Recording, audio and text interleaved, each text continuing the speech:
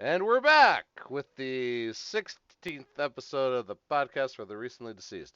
Not sure what's going on with our internet. Hopefully, that does not continue through the episode. Um, I'm Nate Roberts. And I am Rodney Godek. I hope it doesn't continue as well. I'm excited to have our conversation tonight. But yeah, it was a little jittery, little bugs, working them out for Yeah, whatever reason. yeah. But I think we'll be okay, right? This sounds good. This is better than it was a minute ago. Oh, yeah. I think we're connected now. So hopefully, we can go all the way. Do All right. you remember the whole term computer bug happened in the 50s or whenever, and there was an actual moth or something that was in one of the boards in the giant, house-sized computer that they had? No, Did you ever hear that story? no, I did not. Yeah, apparently that's a real thing. That's where it came from. Yeah, it was an actual bug. You'd think I would have heard that. I was in IT for like 15 Yeah, I years. know. I'm shocked that I know this stupid Yeah. piece of fucking knowledge. Whatever. Yeah, when my first interview, the tech person said, "What's the BSOD?" And I couldn't for the life of me answer the question. And at the end of the interview, I was like, "What's the BSOD?" It's like the blue screen of death. I'm like, "Yeah, okay, I know what that is. We just call it the blue screen where I come from." Like Yeah, you're yeah. No like one says you're BSOD. you're not gonna hire me because I didn't know what the fucking BSOD was. Yeah. I did not get that job. Well, yeah. Around here, I'm the BFD. Yeah, exactly. Okay. Yeah, Okay. Yeah. yeah. So IDGAF. there you go. LOL. Tonight, Raffle. tonight we have a double feature whose theme is victim blaming. Both films tackle the subject in different ways. Um, they Do were they succeed? they Do were they not fall on their they, face? they were not the Do they hit it easiest. out of the park? They were not the easiest movies to watch, but they definitely both had merit in my When you say mind. that, what are you alluding to whenever you say that? Whenever they're not the easiest parts, like that they're not great. So for if I'm just gonna throw it out there, Knight's End had some pacing problems and definitely just kept hitting you with his condition over and over and over again. And I am agoraphobic, so for me it was also like, this is probably written by a guy who doesn't know much about agoraphobia. Uh, so, Sure. Okay. and Take Back the I feel Night. like I feel like an asshole now because I didn't even think about it in that context when I was watching it. I wasn't even relating it to that. I'm an Ah, idiot. that's all right. That's okay. Um, Take Back the Night was, it was way more indie, had a much smaller budget, I would guess, than Night's End. Just based Yeah, I on, think so. yeah, just based on production value, like quality of camera, um, stuff like that. And Yeah, so Take Back the Night felt very much like an indie movie, which it definitely was, and it was supposed to, but the shaky cam, it gets tiring, man. I couldn't even take the shaky cam in yeah. like the Bourne movies. I was like, well, I'm over Well, this. sure. I mean, I guess the only thing that benefits a movie like this is they're not going to do as many jump cuts as a movie Right. like that would do. So you're not going to get sick in that regard. It's just gonna the shaky cam didn't bother me at all. I kind of accepted the indie quality, and that didn't deter me. It was really just the storytelling and the narrative, and it's a film for me in generalization that where it's like what's progressing it from start to finish is really just the happening of events. There's not a lot of artful touches Yes. that immerse you, and it's just you're watching the events unfold, and like the audio quality from time to time would be lacking where you could tell that the Right. sound mixing just was inadequate, Yep. and the cinematography from time to time, and then Yeah. the CG that they ended up having to use for For the the monster. monster, yeah. So The CG on the flies was super weak. You know, eh, but it's it's flies. it, Like but it's I did. flies. It's Surprisingly, the flies didn't bother me at all. yeah. I actually liked the just like the black shadowness of the creature, and sometimes the Yeah, arms would pop out. Like I thought that was a neat effect for not having a lot of budget for the monster. For yeah. me, the bigger issue was the flies. Yeah. looking It's re- looking so looking very bad. so hashtag horror community, who wore it best? The lost smoke monster or take back the Or the knight's smoke smoke monster? monster. um, it's about the smoke. It's about the smoke. Yeah. Okay, so we're gonna deviate a little from form tonight. Warning: there will be spoilers as always, but instead of giving you the beat by beat or the play by play, we are just going to kind of have a We should come conversation. up with more ways to say that because we Yeah, do the beat by beat, the play by play. We should come up with more right. euphemisms for The that. the step by step, the the um, Yeah, or I don't know. or we I obviously don't have. right. We could also come up with ones that are like um, on theme for the night, like day by day. Yeah. Or- That's a perfect one. Yes. All right. Um, I was noticing on the Twitch it's like buffers a little bit, but I imagine the stream everything's looking okay. yeah, I've had a green upload six Okay, thousand then six good. thousand k since we came back, Great. All right. so it should be So good. yeah, we are gonna do a different format where we'll see how it goes. We'll just try to have a natural conversation about the themes in this because and I think that'll benefit these movies because we're gonna start with Night's End, correct? Yes, we are gonna start with Night's End. Okay. So and like you said, spoilers abound. So be prepared. Before we So start, I'd like to yeah. shout out to Tom Crabtree, who turned 40 last week. Um, a- Hey, happy belated again on the live stream, yeah, Tom. and he actually oh, there he is. There he is. He watches on Tuesdays because he does dishes while he shaves his head, and he listens to us talk about horror movies. Tonight will be more fun than other nights, I think, because this is going to be a bit more. It'll be exciting, I Yeah, think. and then it'll be the first time we definitely Rodney and I definitely disagree on something too, so it's gonna be fun. I'm excited, but first was something we agreed on. Night's End, directed by Jennifer Reeder. An anxious shut-in moves into a haunted apartment, hiring a stranger to perform an exorcism, which quickly takes a horrific turn. Right away, I'm going to take issue with anxious shut-in as a description for this main character who clearly has Oh agoraphobia, shit! because Triggered. shut-in is like a term for someone who chooses to like reclude himself from society, right? Yeah. Like Alan Moore, I would consider a shut-in. He can still go outside if he wants to. This character could cannot in his mind. Like he's in a prison, a mental prison, and that's just um, and that is what he's suffering from as things happen to him. And in through this movie, once again, I said this: both of these movies are about victim blaming. He's gonna say that there's shit going on, and they're gonna be like, "Well, have you been drinking? Well, Right. is it your medication? Have you talked to your therapist about it?" Yeah. And instead of just believing him, Yeah, um, that's a fair point. And like, I didn't, the for me, he's a much more well. Let's just talk about it in the terms of this movie. He's yeah, an extremely sympathetic character. oh yeah, I yeah, I attached to his plight, his sadness, his grief, and I thought that the way that this movie depicted it was very interesting, and it was a slow burn. And we'll get to it, and but in general, like it's too slow of a burn for the payoff that ends up happening. Like it probably could have been shortened, abbreviated a good 20 minutes with right. Which at least with Right, what they did. and it's at 80.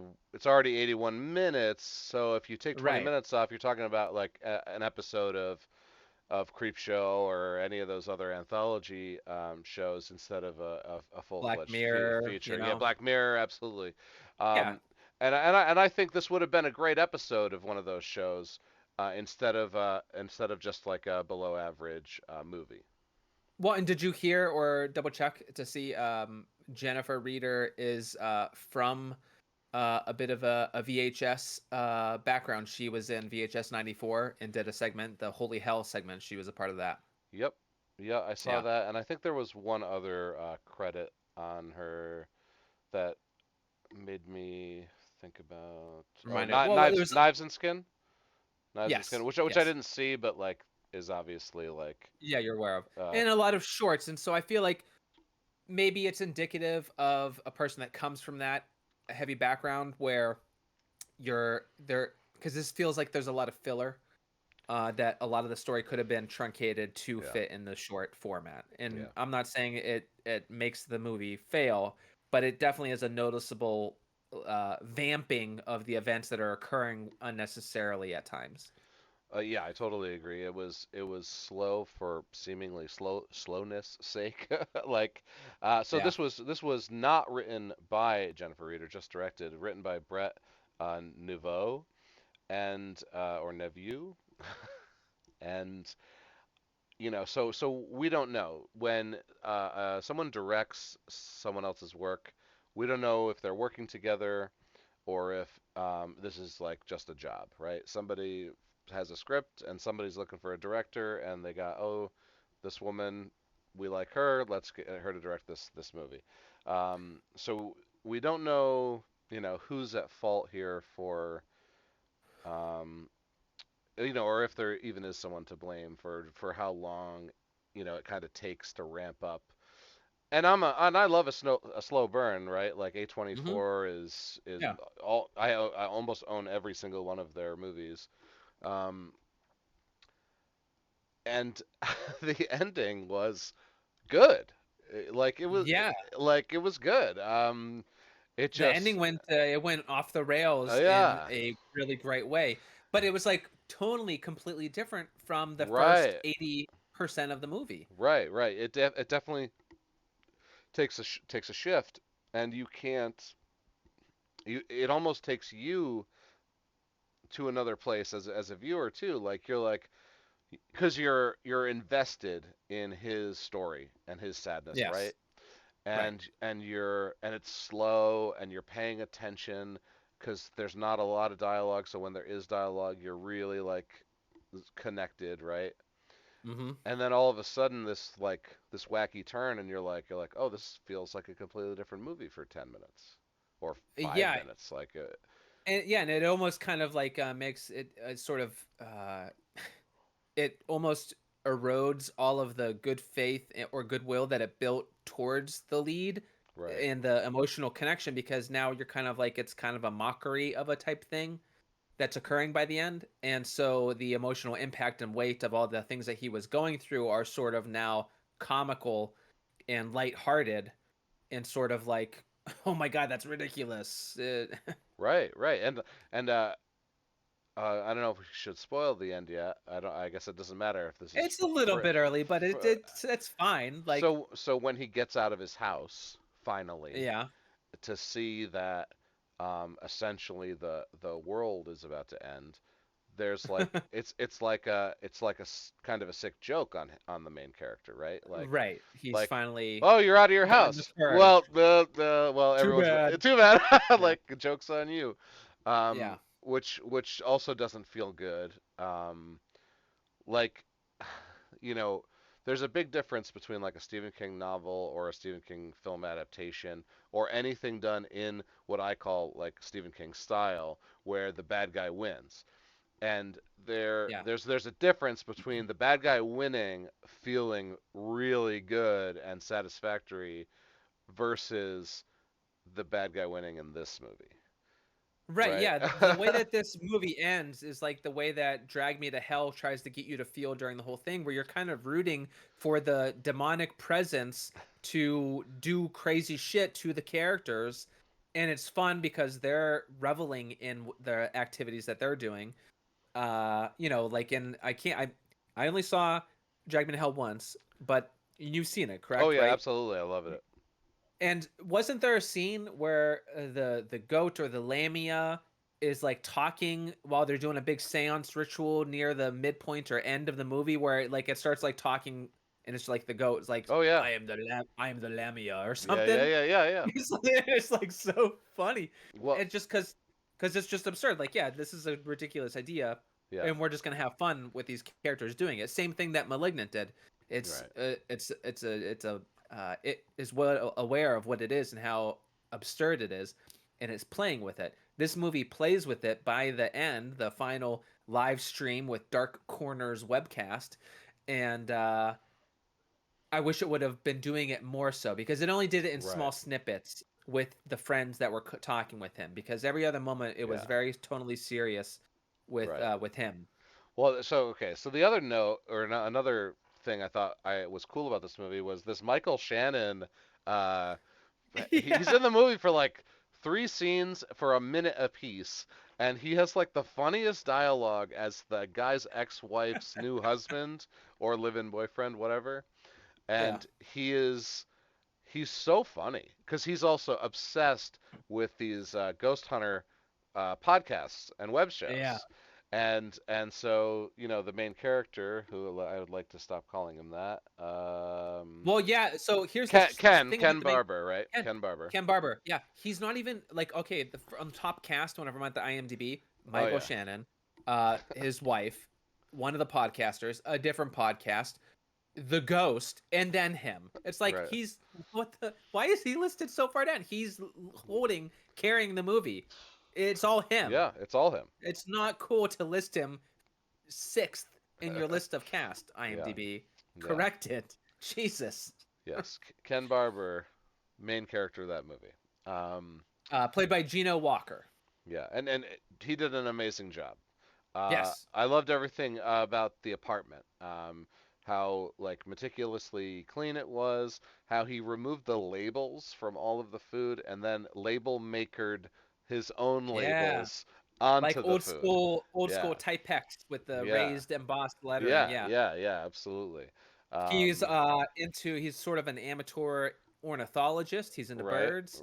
He has a eye for or an interest in horticulture. He's Yeah. got lots of plants and he cares lots of orchids. Yep. So yeah, So he's a very well fleshed out character. so to I guess start to clue the audience in. wh- While he has because so he has agoraphobia and he has video conferences with his friends, and that's how he stays social. During a call with his best friend, who was also very good, Terry Gilson is the character played by Felonious Monk.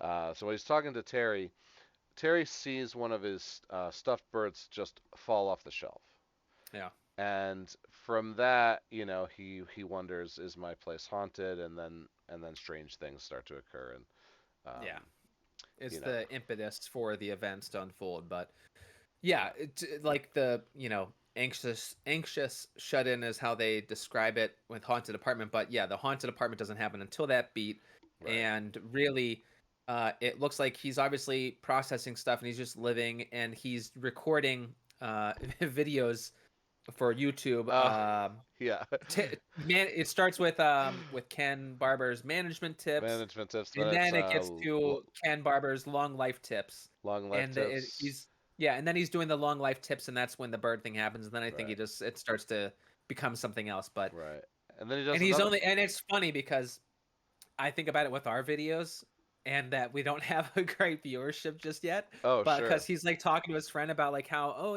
total like 43 views. And the guy's like, is that good? And then he's like, no, it's not. No, It's it's not good at not. all. That's all the videos combined. This one has 28. But his friend's encouraged. And he's like, all right, well, if Ken Barber's lifelong tips are what is working, then maybe you need to lean into that and focus on Right, it. All of the conversations with the other characters and him are all very honest and serious or sincere conversations that you can kind of get behind. It's hard to not note that this is seemingly like a COVID induced film where the fact that they can't interact in person is a benefit to the story, almost as if maybe that was the impetus. Let's make a story or write a story where there is separation. How right, can we make an interesting story because of those constraints? Uh, so they did it well because it feels like it could just be its own thing. Whether you knew COVID was a thing or not, it still works as its own um, entity, as its own piece of art. right, right. Um, so we eventually get introduced to a character, who here he is, Lawrence Grimm, played by Colin Yeah. Albertson, and this guy's the comic relief, right? No, He's Colin Albertson played by oh, Lawrence did Grimm. I have Yeah. it backwards? Yep, Yeah, Colin Colin Aberson is the Albertson. name of the character. He's Right. written a book, Ghosts and their personas, I think. Yeah, Right? something like that. Yeah, So and that's where Ken comes across him. Ken is doing the research on the thing, and he comes across this book and he mentions it. And so now this guy says that he found out about it, and he's reaching out and talking to Ken. right. So he This was had a cool character. I loved this guy. He was yeah, great. he was very intense, very like 50s horror, Yes, like Vincent Price Vincent type thing. Price is exactly what Yeah, like the way he was a showman in every line of dialogue. Himself was playing a character, and even at the end he breaks character for like one line, and then he goes right back into the character, and it's almost like that's where the viewer catches him, and it's like, oh Ken, no! If we didn't already think he was up to no good, but yeah. it was too late. I mean, I want to talk about him like there. Yeah, his delivery by the end of the film, whenever Ken is going through the spirit jar, Yeah. and he eventually gets to the other item, the way that he's like, "Well, that's this," like, it was hilarious. Like, and it's just that break. He provided, like, you weren't sure what he was doing. You knew that there was nefarious things, but the way the character was written and the way that it unfolded, I wish that there was more of him and more uh, of that energy injected into it, because it was just there was too many moments where it wasn't a lot happening, and Yeah. that livened it up. Right, right. So exactly. So that's what this movie was lacking, right? It was lacking stakes. Uh, there were never Sure. stakes until the Right. end when he's doing the séance with the jar. That's the one and only time something really bad is going to happen, or something at all was really going to happen, besides more dialogue. And so what we needed was maybe instead of the jar bringing forth the demon that ends the world, the jar could have manifested the demon that he has to fight or run away from, or Right. maybe that seance happens halfway through the movie, and that's when the hauntings really begin, and Oh, then sure. the hauntings have to escalate to a certain point for the demon to take its obviously Right. now I'm talking about a different movie, but that's what this movie was But lacking. that's fair though, because that's where it really got interesting, and that's the thing, the disconnect between the emotional weight of Ken's actual story or his arc is foiled by the end, where it starts to become absurd and making fun of itself. Because I'm sorry, and this isn't a hateful type thing, uh, but the other podcaster with Dark Corners, Right. the other really goth Oh emo yeah, yeah, yeah. punk rock guy, Leiden Knight, Right. Played by ha- Theo Germain. is has a an extremely exaggerated, effeminate voice. Whether it's intentional or not, it's just the character. Maybe it's just this guy's voice. Whatever it is, that's fine. I don't care. But it was comically effeminate and hilting and high pitched. And so whenever he was getting freaked out with the things that were happening, it sounded kind of comically silly because it sounded so childish. And it's as an adult with a thing. And that's the thing. By the end, you're talking about the emotional stakes that didn't exist. There's no way to get there. Like, it was kind of building it with some of the interactions with his best friend whenever they start to confront him about alcoholism, You're right. whenever the ex-wife and the new husband that she has is seemingly having a good relationship, and he's not seeing his daughters. They're like, you need to see the daughters. And You got to call. You there's don't all even these call things. him. It's like you got to Yeah, call him. Yeah. there's all this like meaningful stuff.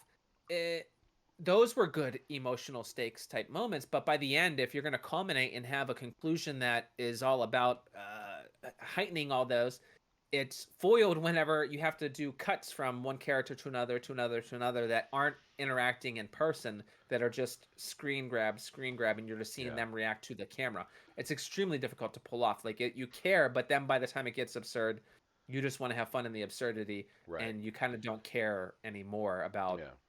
what you were led to care about the whole time. Yeah. That I mean that's I think that's exactly what happened the with the podcast at the end, right? Or the web show or whatever it was called, Dark Corners. Yeah. Like it was fun, and like the main host was funny as he's like doing his spiel because it's his show, right? Yeah, yeah, and he's like trying to host it, and the guy, what's his name, Coulson or Albertson, Colin yeah, Albertson, yeah, Colin Colin. Albertson. He's like trying to begin the séance or whatever, and Dark Corners is asking him questions like, okay, and so what is? It's like, listen, you need to stop talking. I have to do this ceremony, and you cannot be interrupting me once I begin. And he's like, oh, okay, oh shit, sorry, okay, man, okay, Yeah, go ahead. that was awesome, actually. Yeah, it was hilarious. Um, but yeah, so like it's not that I don't hate the movie because of that turn it takes. I love that it takes that turn because for me most of it was like just a slog, and I enjoyed what was happening. I like to see his feelings and his deterioration as it progressed, his loss of sanity. I enjoyed the ride. I just wish that the excitement of the end would have been more involved throughout the most of the other story to kind of keep it all a better mixture of fun and serious and just a different way. It's hard to say. I don't think Yeah. I'm not trying to correct it, but No, there was no, no. something lacking. It was just the cohesiveness of it that Yeah, wasn't there. I agree. Like it had elements that I enjoyed. Like there was parts of the 71 minutes that I really, really liked about his solitude and him connecting, over webcam. And then there was parts about that last 10 minutes that was, hilarious and fun um, but the way it all came together, unfortunately, right? I think we needed more on the way. If it was going to end that way, if it was going to end a different way, maybe the 70 minutes was fine. Like if it ends more of like a traditional slow burn where you get the reveal and it's more of like a direct confrontation with the main character and less of this like Yeah, global comedy thing instead of make it right. More make contemplative. it more real serious and like leave us hanging with something to think about. So, So one of the but so that some of the elements that they do with Ken, his character, which they didn't never explained, and it's fine that they didn't. But you're mentioning the pantry items where all the labels are gone. yep, I think that one of the more entertaining aspects of it is that he throughout the film he starts by having coffee. He's often waking up. Oh, and the mantra. Maybe you can clue me in as to maybe what the the mantra mantra. signifies because he counts down 10, 9, Yeah, 8, all the way down to 1. And then like he kind of starts over and he's just laying in bed. It looks almost like insomnia. Like yeah. maybe he's awake overnight and then asleep during the day. And then the count he counts again, and this time it's slower. And then he says like the real quick line that he at least he made progress, and then he counts again.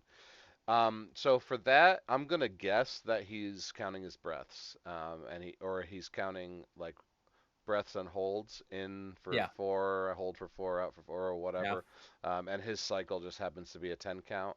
And Yeah. the slower it is the more calm he is. And he was just having, so that's when he freaks out. He goes to his little counting mantra, and the slower it gets means that he's slowing down and getting more and more calm.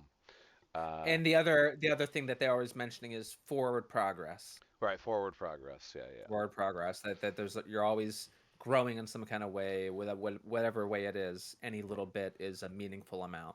Right, right. Um, That's a big thing in the world of mental illness. Like, every little win is to be celebrated.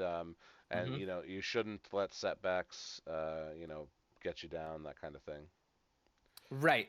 To not look at how far you are from the goal, but every step closer is meaningful and impactful. And I think that the movie drives it home, and they do a really good job of all of that, of reinforcing what he's trying to achieve and how difficult it still is, and every day is a struggle, and just the sadness of his existence right now, and how he is still stuck.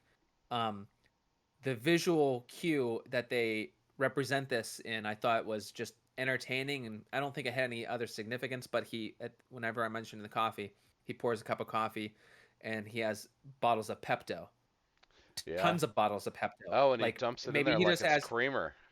Right, yeah, he pours a little bit at the beginning of the movie. He makes a cup of coffee and he leaves like maybe like the top fifth of the mug, and then he pours a little splash of Pepto in. Yeah. As the movie progresses, that ratio changes from 80 coffee to 20 Pepto to fucking, well, by the end it's all Pepto and he has no coffee. But there was periods where he's like pouring a splash of coffee and then dumping a bottle of Pepto on it, and you see it curdling and mixing, and he's that's his drink. I don't know if that's just referencing he's got like acid reflux or Yeah. indigestion in general, or if it's like a medicinal taste that he's like into and it's like a thing. I don't know. I think, especially if you're gonna take the label off, because that was his condition, you have to go with a common household brand that for the viewer is immediately recognizable. And, indigestion, uh, irritable bowels, things like that are definitely Yeah, anxiety symptomatic things.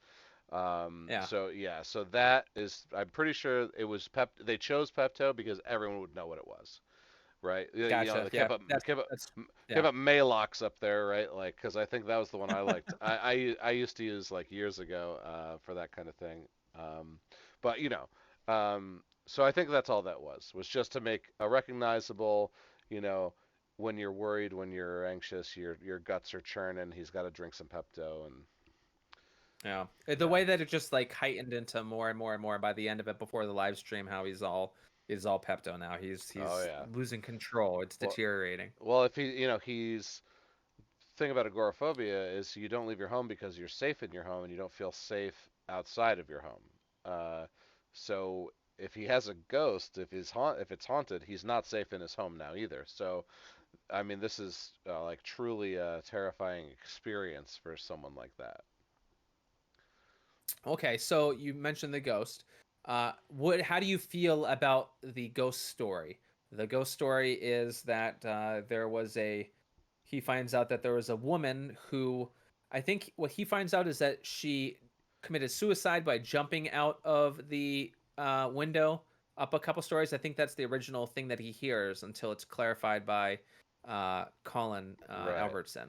Is that That right? Roberta, you're right. That right? a woman tried to kill her father with an axe and Roberta, yes, right, right. and failed to do so, and then the mother pushed her out the window, right? Right. Yeah. Yeah, I think that's what come you end up learning. It wasn't that she jumped out. Yeah, the mother did it to her. The mother was Yvonne. And but shit, I'm trying to remember what Colin divulges by the end of the movie is what cuz he has there's a revelation that it's it's not like Yvonne someone survived like and lived for like 4 years later and then ended up doing something. Isn't that Mm. like the twist? Mm. No, I thought it was I can't just remember if it like was Roberta that lived or something, but well, but look. So at any rate, the ghost story element in the idea that he is trying to use the spirit jar to free or to commune with the spirit to release it from its bodily home of this house. You know, yeah, the right. spirit is stuck with the house, and so Yep. he's trying to get it to move on. Uh, but the twist, and he thinks he's just helping Roberta, but then that's the twist is that Yvonne is the mother is the one that's the more malevolent spirit that is trying to antagonize and cause pain and come back and finish what she started with Roberta. Right. I think is the idea. I think you're right. Is it? Yeah. So how do what are your thoughts on the whole ghost story, like that part in general, like or Uh, that the ghost story. the etymology of the I haunting? I think the ghost story itself is fine. Once again, we I don't think we got enough of the haunting, right? Like Right. they just didn't haunt us enough. Uh, There was a couple scares yeah, yeah. Um, that I thought were fair. It was definitely a heightened moment where they, it's the obvious stuff where right. the music is crescendoing and there's Yeah. a moment, the doors and everything like Yeah, that. and then there's the one where her form is there, right? And then Yeah. the dark spirit appears over her shoulder and gets the glowy eyes, Yeah. right? I thought that was Yes. good. Um, Yeah, I think that those parts were good, and they also kind of show her holding the axe. It was sort of like Lizzie Borden almost, yeah, yeah, where I couldn't help but think about that, I did too. which is fine. And she's like she was holding the axe, right? Yeah, Like Roberta was, and so just sort in of ghost form. yes, Yeah. and then it manifests in physical reality. An axe is in there by the end of it, which Right. you're not gonna try to make sense of it. It's just it's there. It doesn't Yeah. matter. Right, right. He grabs the So axe. uh, it's the ghost story element of it is just kind of there, and I don't. It's obviously not the forefront of what they're trying to tell. Like it's just a vehicle to get the characters to talk about something that has some excitement to it or mystique that you can exaggerate the scares of, but it's mostly then used as the vehicle for Colin Robertson to do what he ends up doing by the end. And so, do you want to talk about the culmination of the movie and the séance Yeah, yeah, by sure. the end? Yeah. Sure. So when we get to the end, Colin, his the good buddy that he is, has sent his own spirit jar to Ken, and they're gonna do a live séance on Dark Corners, the web show. And he sent Hmm. along some other items, and he sent along a passage for him to read, and he's got this gnarly book that he's gonna read it at the same time over the Yeah, as webcam Ken. as Yep. Ken, right? So that And that was will correct all of the spirit will now be right, right. freed Yes, she'll be. or captured in the jar to go move on or whatever. Well, the good spirit will be freed, and the evil spirit will be in the jar. That's how Colin explains it, right? Right. So everyone wins. He's not going to trap the good spirit Right. because that's probably something he wouldn't do because Ken's a pretty decent guy, right? Um, And yeah, so and so Ken is obviously excited about being on this podcast because he thinks it'll give better visibility to what he's been doing, his Ken Barber lifelong life lessons, tips, yeah. long life lesson tips. So he's From, pumped for it. His family, his best friend is supportive, and his ex-wife and her husband are supportive. They're all excited and they're all invited to be yeah, on the show, and so it's going to be this big event, this big right. live stream event that they're doing. So it's DC, um, Colin, the other horror expert, and Michael Shannon and his ex-wife and him are it's Hmm. basically the webcam camera of all of these um, for like the finale, the final scene here, and Yeah, yeah, third act of third act, the yeah. movie.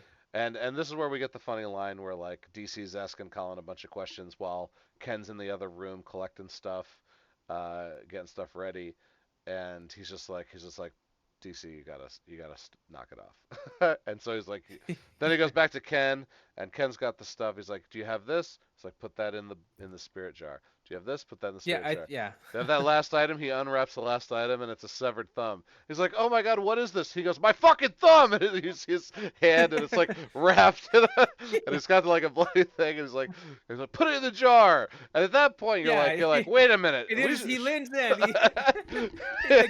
He leans into the camera and he says, very like calmly though. He's like, "Put my thumb in the spirit jar, Ken." Put my thumb. He's Yeah, yeah, yeah. just directing him. He's like, "And the last item is my thumb." And he yeah. shows his bloody thumb. It's like he leans into it. It's hilarious. It was great. Probably the best moment of the movie was the thumb reveal. I Yeah. thought. Yeah. Well, yeah, it was right there. I mean, right before that, I think Colin is describing what has occurred with the other spirits, with Roberta and with Yvonne. He's describing what's occurred where Yvonne's now coming back as a malevolent force to ruin Roberta, to come exact revenge. And as this is being revealed to Ken, I think it might be Ken that says, "Holy shit," or something like that, and he's like, "Holy shit, indeed." Yeah. Like it's like Yeah. those deadpan deliveries Yeah. of the events that kind of clue you in, like, okay, we're gonna have a little bit more fun here. Yeah. Yeah. And so Colin right, was great. So Ken starts reading the words, and Colin is reading the words, and it kind of just It goes, has a bit of a an Army of Darkness vibe to it, yeah, right there. oh yeah, The words he can't pronounce the words, he doesn't know how to say yeah, it.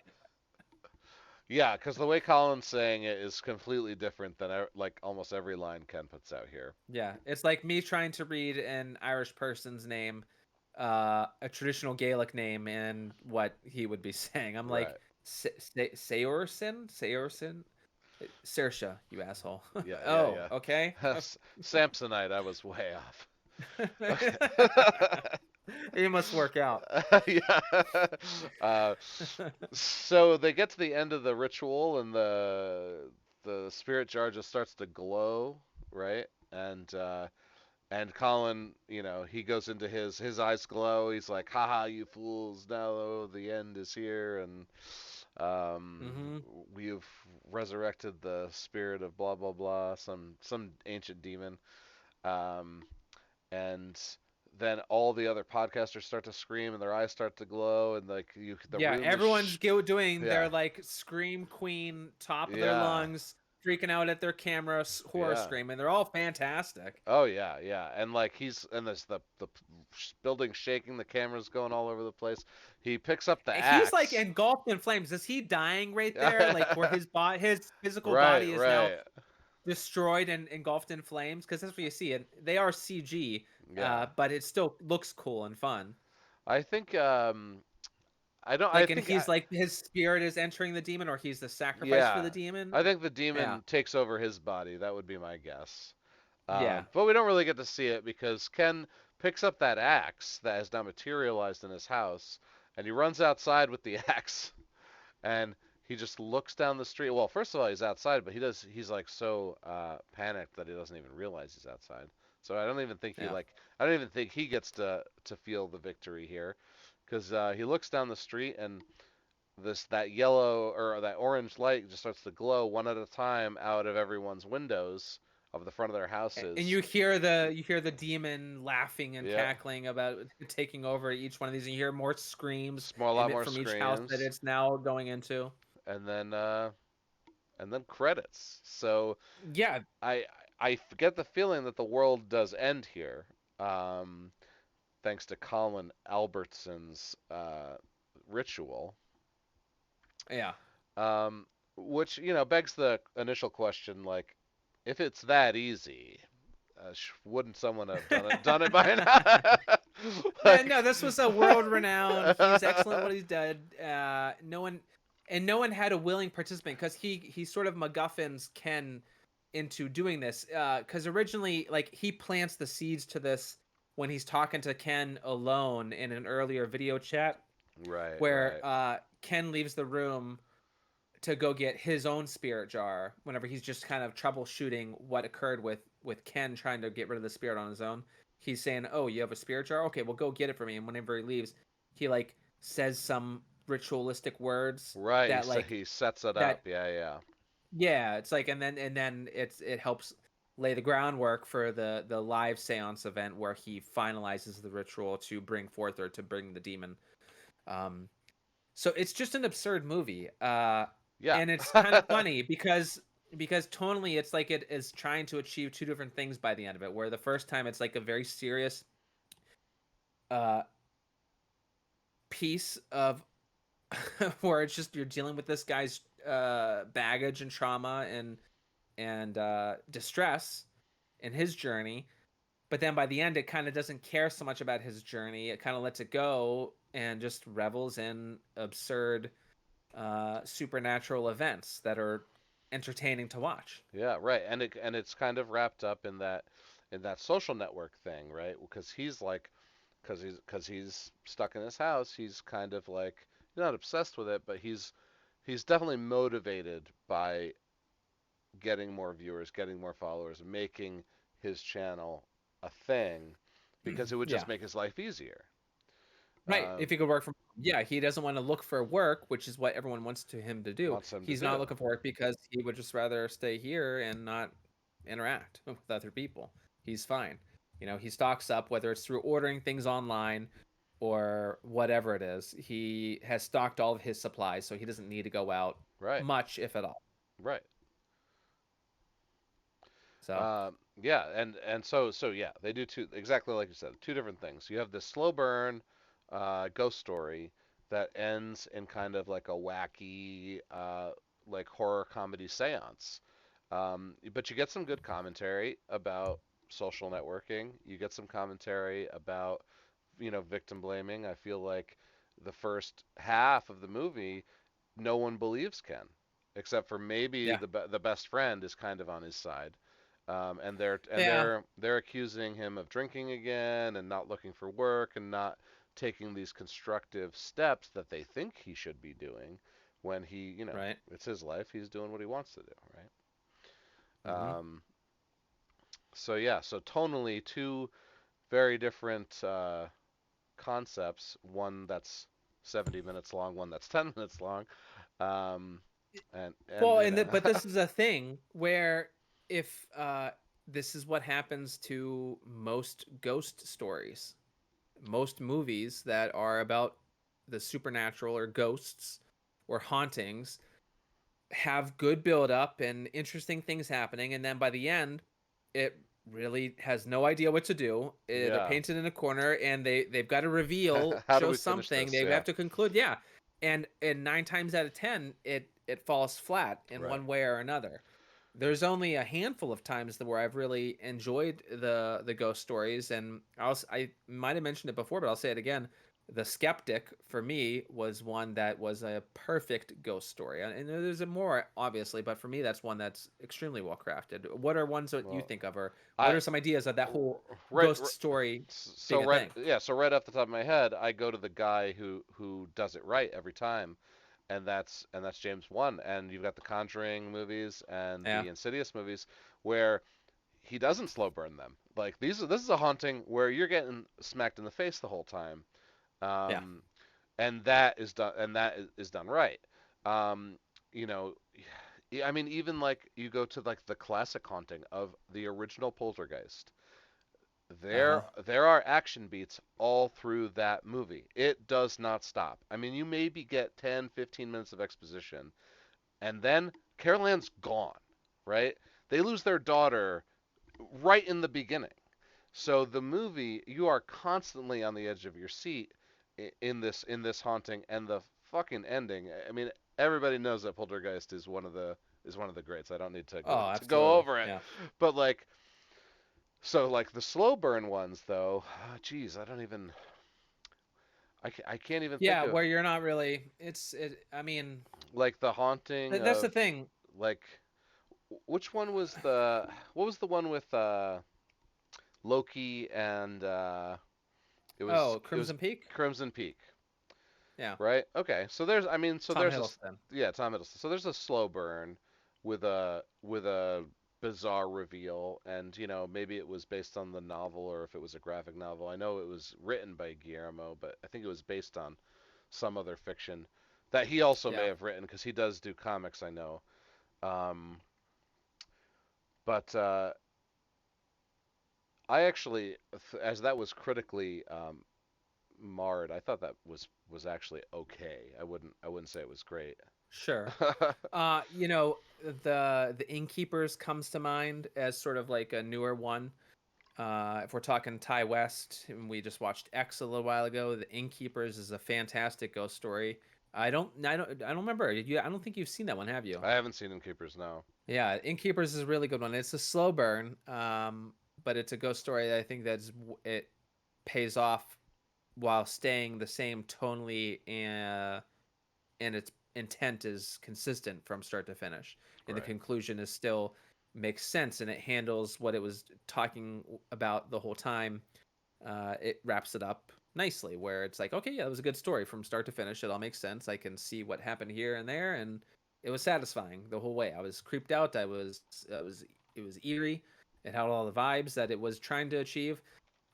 And like we said, this movie it does all of that. It's just by the end it is doing something different, and the end was more fun than the first Yeah. more than half of it. Right. And not like you couldn't have tacked an ending on that would have given us like a good payoff that matched, but the ending that we got was so different that almost is Yeah, like the ending of a completely different movie.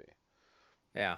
Yeah, Because I like the ending of it, and I don't see how you could wrap up this story with like in a serious way. It would probably fall flat because you're trying to be serious about things that are hard to be serious. It's a fucking ghost. Like what's supposed to happen? Like we don't know. It's all made up. There's no, as there's a litany of ghost hunters type shows, and people believe regardless. Paranormal Activity obviously did a fantastic take on the genre, uh, but that was a very serious and scare the shit out of you type vibe. right. Well, So I'm just riffing here, but because he was agoraphobic, right?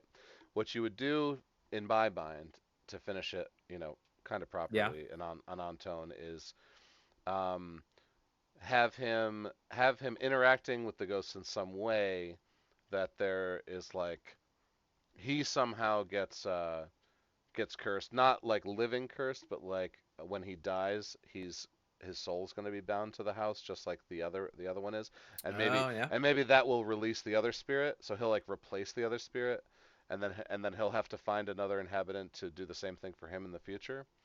And then he'll work up to where he can finally get out of his house and overcome his illness, and then he gets like hit by a car, and then he's like and then he's like stuck in the house, like the ultimate irony. Like, I mean, I don't know. Once again, just right off the top of my head, here we I'm just riffing here, but what if this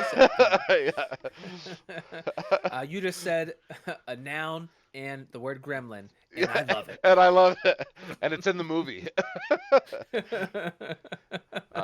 That was, I think, their best sketch of all time. As by the way, It's fantastic. yeah, If anyone has not yet seen the Key and Peele sketch with the Gremlins 2 Gremlins 2, pitch meeting, Hollywood movie doctor, played by Jordan yeah, Peele. And every single gremlin that got pitched at that in that sketch was in the movie. a real gremlin, It yeah. was a real gremlin in the movie. So yeah, it's The new definitely batch. the new batch. Definitely worth the watch. All right, Night's End. Um, I was just by talking about it, it earned a point just from this Oh, you. conversation. Yeah, so I'm gonna Ah. give it a 5. I'm giving it a 5. I think that's where I settled. I just want to make sure I don't contradict what I put on my letterbox. I'm pretty sure I gave it a yeah. I gave it the 2.5 on a scale of 5, so that So is a that 5 is a 5. also for me. Yeah. It's middle of the road. I'm probably not gonna rewatch it, but Yep. it had a lot of redeeming qualities. There was good acting in it. Just it's a difficult story to tell craftily from start to finish without there Yeah. being flaws. This is not an easy task, No, especially exactly. with this kind of with the digital medium. It was Yeah. a great effort because it wasn't Yeah. really a distraction. That's the one thing I will give it. It was not a distraction, Oh and it could yeah. have been. No, it seemed totally normal, and maybe that's because we're in like a very newly, barely post-COVID world, and have been in this place for 2 years. But it definitely Yeah. seemed natural. So I'm definitely gonna give props to the director, and I'm gonna blame it on the writer at the moment for its low score, because I think that as far as like performances, everyone was great. Like there was no, Yeah. bad, low budget bad acting in the movie. Um, Correct. yeah, camera work was great. Loved Ken Barber. You should be in more movies, dude. Uh, Yeah, he was great. yeah, he Gino was good. Walker. I wonder who produced this. Right. So yeah, so that's Production the company is Crow Island Films and Institutional Quality Productions. Yeah, I don't know who the shit that is. yeah, that's the other X factor is And how it just was distributed by Shutter worldwide. yeah, It went straight to Shutter, yeah. seemingly. So I want to know who was responsible for Michael Shannon being in this movie. 'Cause Yeah, yeah. he had to be friends with somebody. There's like, there's no other Like or just reason. doing a solid. Yeah, I don't Yeah. know. Like just like happen to be in the right in a filming location where he was like, yeah, sure, I'll fuck around with this thing. This sounds fun. You give me what a day's work and you give me 30 grand or who the Oh fuck knows yeah. how Well, much. yeah. Exactly. I have no idea what he would expect. He's not exactly A list. He definitely is a niche character actor a lot Character of actor. times. Yeah. Yeah. What's funny is Uh, some of the bad reviews for this movie were like Michael Shannon wasn't even in the movie. It's like dude, did Yeah. you think he was Yeah. gonna be in the movie? Like, Right. Well, it's like, again, I will eh, repeat, when you pull it up on IMDb and you see the cast, oh Michael yeah, Shannon is the he's first top. He fucking is. name. He's top billing, sure, but it's an 81-minute Shutter or exclusive. That has a three Oh, so point. here's That's a 4.0 on IMDb. Like, this is some bullshit from Zombie84 on IMDb. They gave it a 3 out of 10 and said that I couldn't even get 20 minutes in. Some of the worst acting I ever seen. It started off so slow, so I fast forwarded it, and well, it didn't get any better. I seen a lot worse. Again, this English is not their strong suit. yeah, I seen a lot worse, but this is up there with them. So yeah, that's a garbage review. yeah. But I so these are the audiences that are included in these ratings sometimes, and no, you that's have to take that into yeah. account. You No, know, look it's to the very person to true. your left, look to the person to your right. One of those is a complete fucking moron. Like it just And naturally it's gonna happen. and probably reviews movies on IMDb Yeah. because some of these are And just if you don't think either of those two people are morons, you're the moron. yeah, it's you. It's like that, you know. All right. All right. Okay. That was a good one though. That was a good one. I didn't mind not going beat by beat. I think we should try it again, and we will right now. Take Back the Night. Directed and written by Gia Elliott, co-written by Emma Fitzpatrick, who is the main character. Um, Finding herself the victim of a violent monster attack, Jane launches a vigilante campaign to hunt the beast that tried to kill her. Jane's efforts intensify, but her troubling history of drug use and mental illness bubble to the surface, causing her family, community, and author blah blah blah. That's where it stops because someone Authorities to question the authenticity of her account. Suddenly, alone in her fight, Jane starts to doubt her own memory of the attack, to doubt if Monster exists at all. Right. Okay. So let's start with that description of this movie. Um, Vigilante campaign to hunt down the beast that tried to kill her. I think that is literally the last Yeah, 60 seconds of the movie. Why is that in the yeah, first there's sentence of the description of the movie? Who wrote this? IMDb. no, yeah. Get better copywriters. Come on. Whatever the fuck. It's got to be a common. I can't imagine. I don't know. Which also makes me wonder who writes those little snippets that happen in Rotten Tomatoes. Once something has enough reviews, they often will say, such and such is a such and such film that does this with this, and it is this Right. kind of a thing. Who writes that? Because obviously it tries to carry the sentiment of the majority of the score, whether it's good or bad. But I wonder who does that tag. Hmm. At any rate, with this one, I'm kind of assuming that it's hand in hand where Take Back the Night says we would like this to be written, or this is what's on our DVD. You know, Right. this is what's on the box art on the back. Uh, put this on IMDb, or I I would imagine, I would hope that they have some um, ability, some agency to say this is what we would like. I No, don't that's know, true. That's true. but either way, with both of these films, and definitely, I didn't look at shit. I didn't want to know what was going on. I just remember this popping up. Right. Take Back the Night. It's going to be on such and such. It just a newer release. Monster, and I was like, all right, done. I Done. am going to watch that movie. Right. They said Monster and Take Back the Night. Silly me, as uninformed, dumb white male that doesn't know Take Back the Night and didn't clue in, like, oh, right, Take Back the Night. That's the whole fucking wording that the idea of sexual assault is running with. That's their Well, slogan. that's the Take Back movement. the Yeah, Night. that's the movement. That's the dot I didn't even org. think about Yeah, that. that is Because I was yeah. detached. So How privileged of me, I didn't have to think of that. so that is also the what we're we normally give the spoiler disclaimer. Right now we're gonna give the sensitive topics warning Right. that we're about to We did this discuss. with Master, didn't we? I think we did. I think we did because Yeah. Master was also some pretty topically pretty Yeah. heavy. So we're gonna talk Trigger about warning, some yeah. pretty yeah trigger warning. We're gonna talk about some pretty heavy stuff. Um, okay, yeah, I mean right away. Well, Emma, hold on. So oh the sure other sure thing I'd sure. like to mention Oh with sure that sure sure. is clearly because I'm going to be leaning heavily on a certain way with the way that I approach this movie. Um, The film dabbles in sexual assault, um, and suicide as well. If you or someone you know is suffering or has suffered or have been a victim of sexual assault or has suicidal thoughts, please use the hotlines that are available. We don't have I don't have the numbers, but obviously there is help out there. There are resources available. We are a community as human beings, and anything that someone's going through, we're all going through and want to be there for each other. I feel strongly about that. Um, it takes a village type approach, which I'd love to tell the guys at work that are super antithetical to my liberal thoughts. And I like to say it because they can't help but laugh and go along with it because it fucking makes sense sometimes. Anyways, uh, I feel strongly in support of all the themes that this movie is trying to address in a professional way. Uh, the way it executes those, I'm gonna have a issue with, but I want it to be known.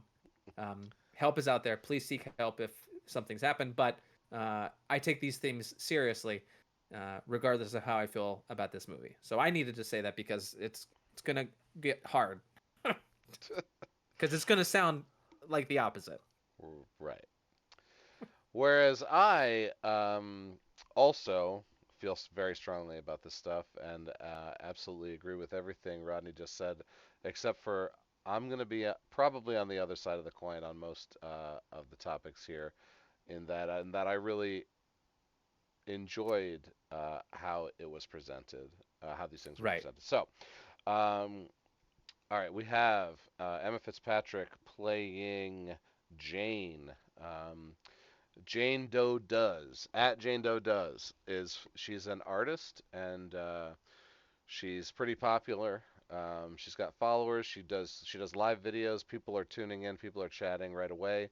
So she's got that level of success where she's not scraping the bottom of the barrel trying to get people to see what she's doing, right? And I mean, it's a confusing backstory and character base because the amount of fame that she has in the Instagram world seems significant.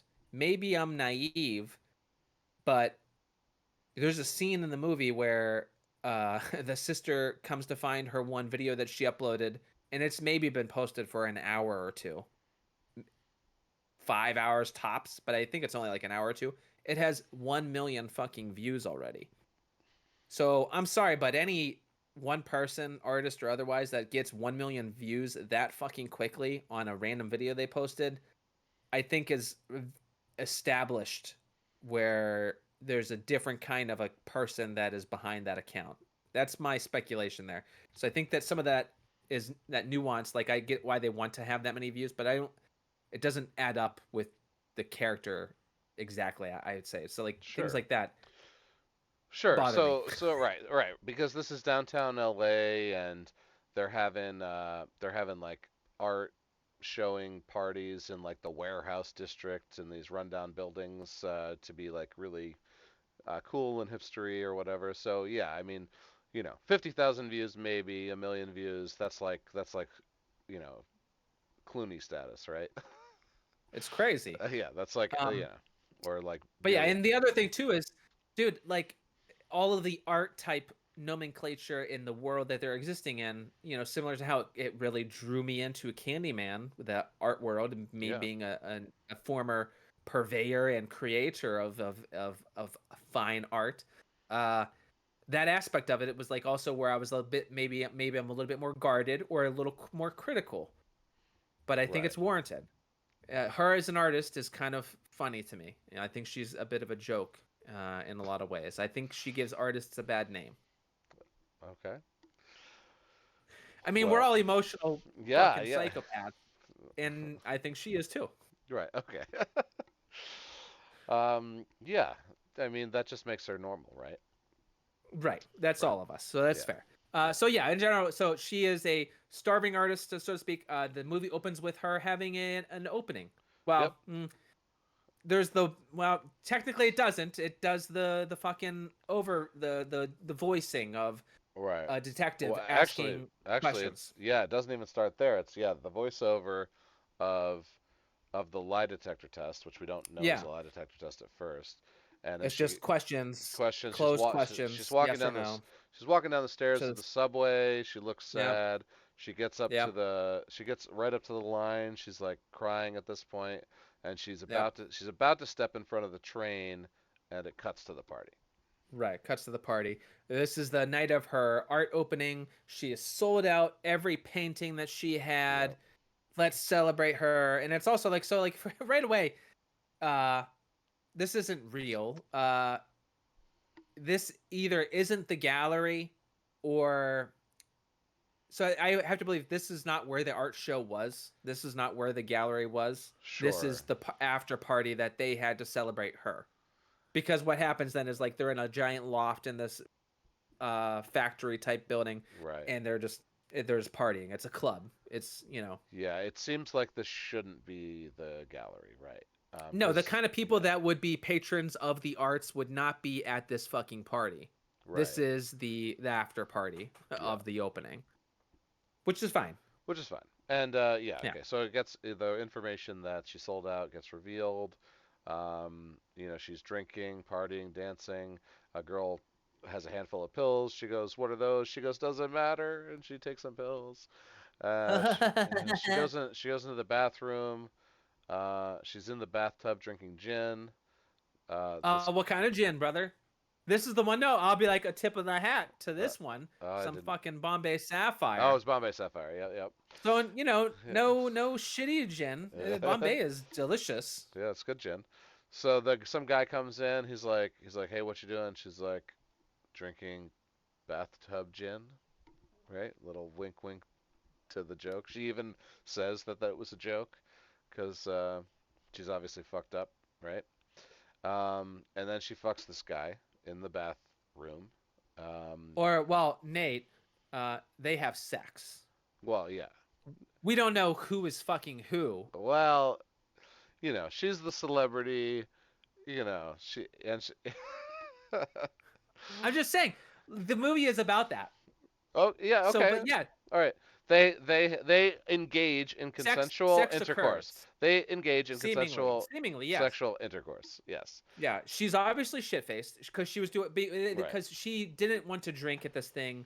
She was waiting for her sister. Her sister flakes out on text, and then she's like, "You know what? Fuck it." She starts drinking, and so that act, you're like, "Okay, she's gonna go off the handle. She's Right. gonna really lean into the drinking," and she does. She takes the pill, and now she's like drinking from the bottle of Bombay Right. in the bathtub. So you're led to believe she's way too intoxicated to make a cognizant decision that I want to fuck this guy, but that is how it's portrayed. She said she seems to be totally fucking down to have the sex. She she she's definitely under the influence, but she seems, or at least Yes. she's acting in these scenes, the way Yeah. she's being portrayed by the actress, directed by the director, to Right. be completely aware of the decisions that she's making. Right. Absolutely, she's in Uh, control. She's in control. She's never out of control.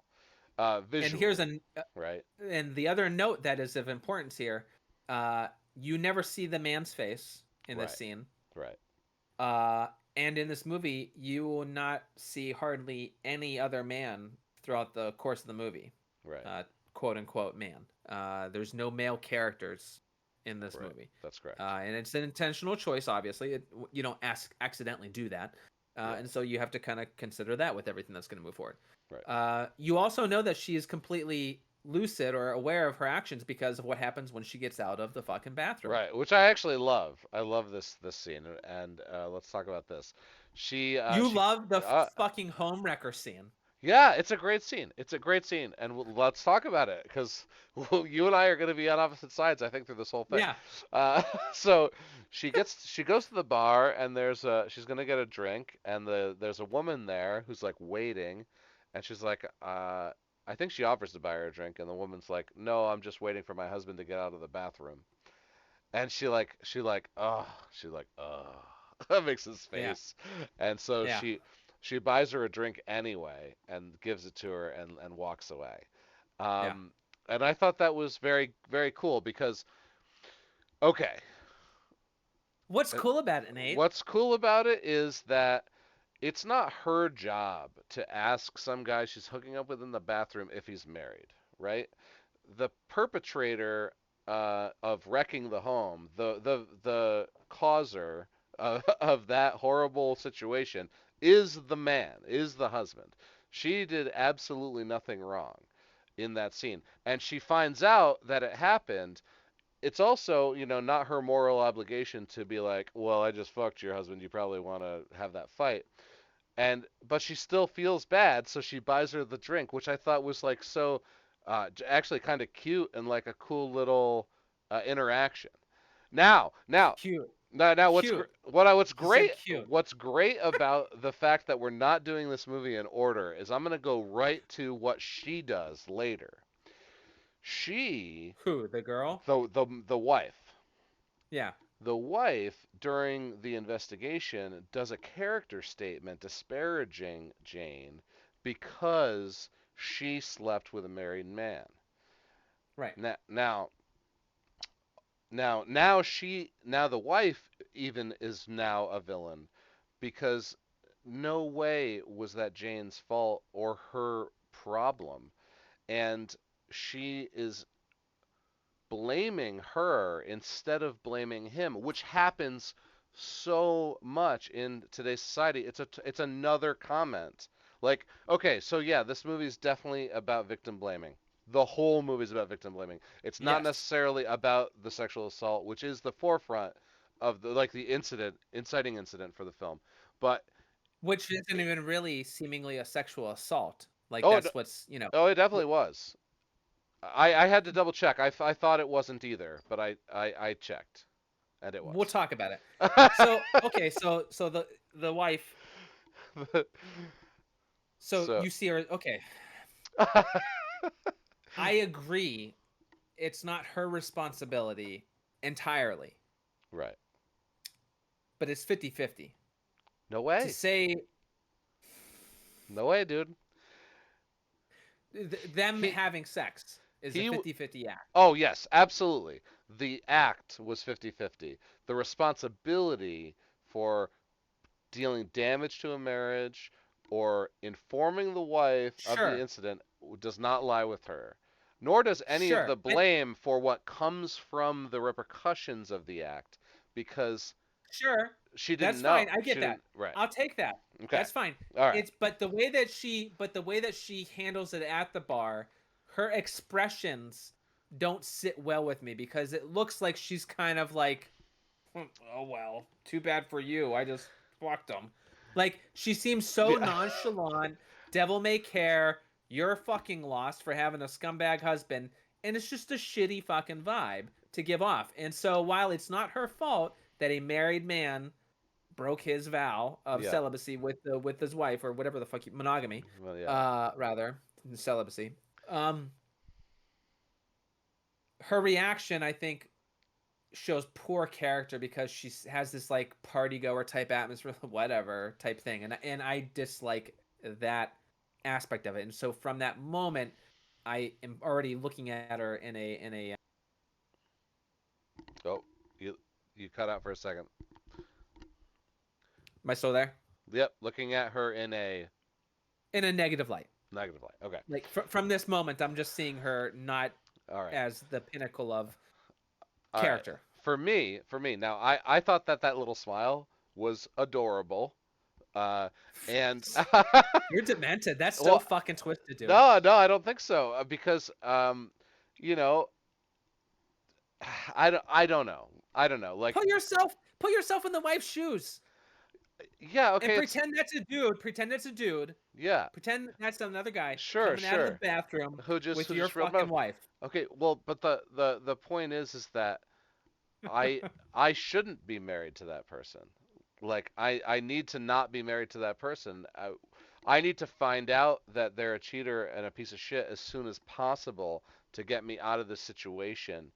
Um, so yeah, okay, so someone else had fun, but she's also like high on drugs and drunk. Like she thinks she found some comedy in the situation. I'm not gonna blame her for that smile. Um, Okay. whereas like I'm putting all the blame on the guy in the bathroom. Okay. I think that's chivalrous, or I think that that's like I think you're yeah, I think that you're kind of projecting that like that's the man's responsibility to keep their shit in check. Because we Yeah. don't see how the sex occurred, whether who was the initiator or Right. who Right. really began it. Yeah. It's up for debate. It's Yeah. not contested. It's really not a focus of this. But to be honest, like this is a fun way to piece the movie apart because this is like what I think is interesting. It can you can we both see these as different ways, and so this is Yeah. going to continue to happen. This is fun. It's this. Yeah, this is going to be a good conversation. I knew it coming into it from your texts about this movie. I was like, oh man, I'm not saying anything. Okay. All right. So she leaves the party, and this is the inciting incident, right?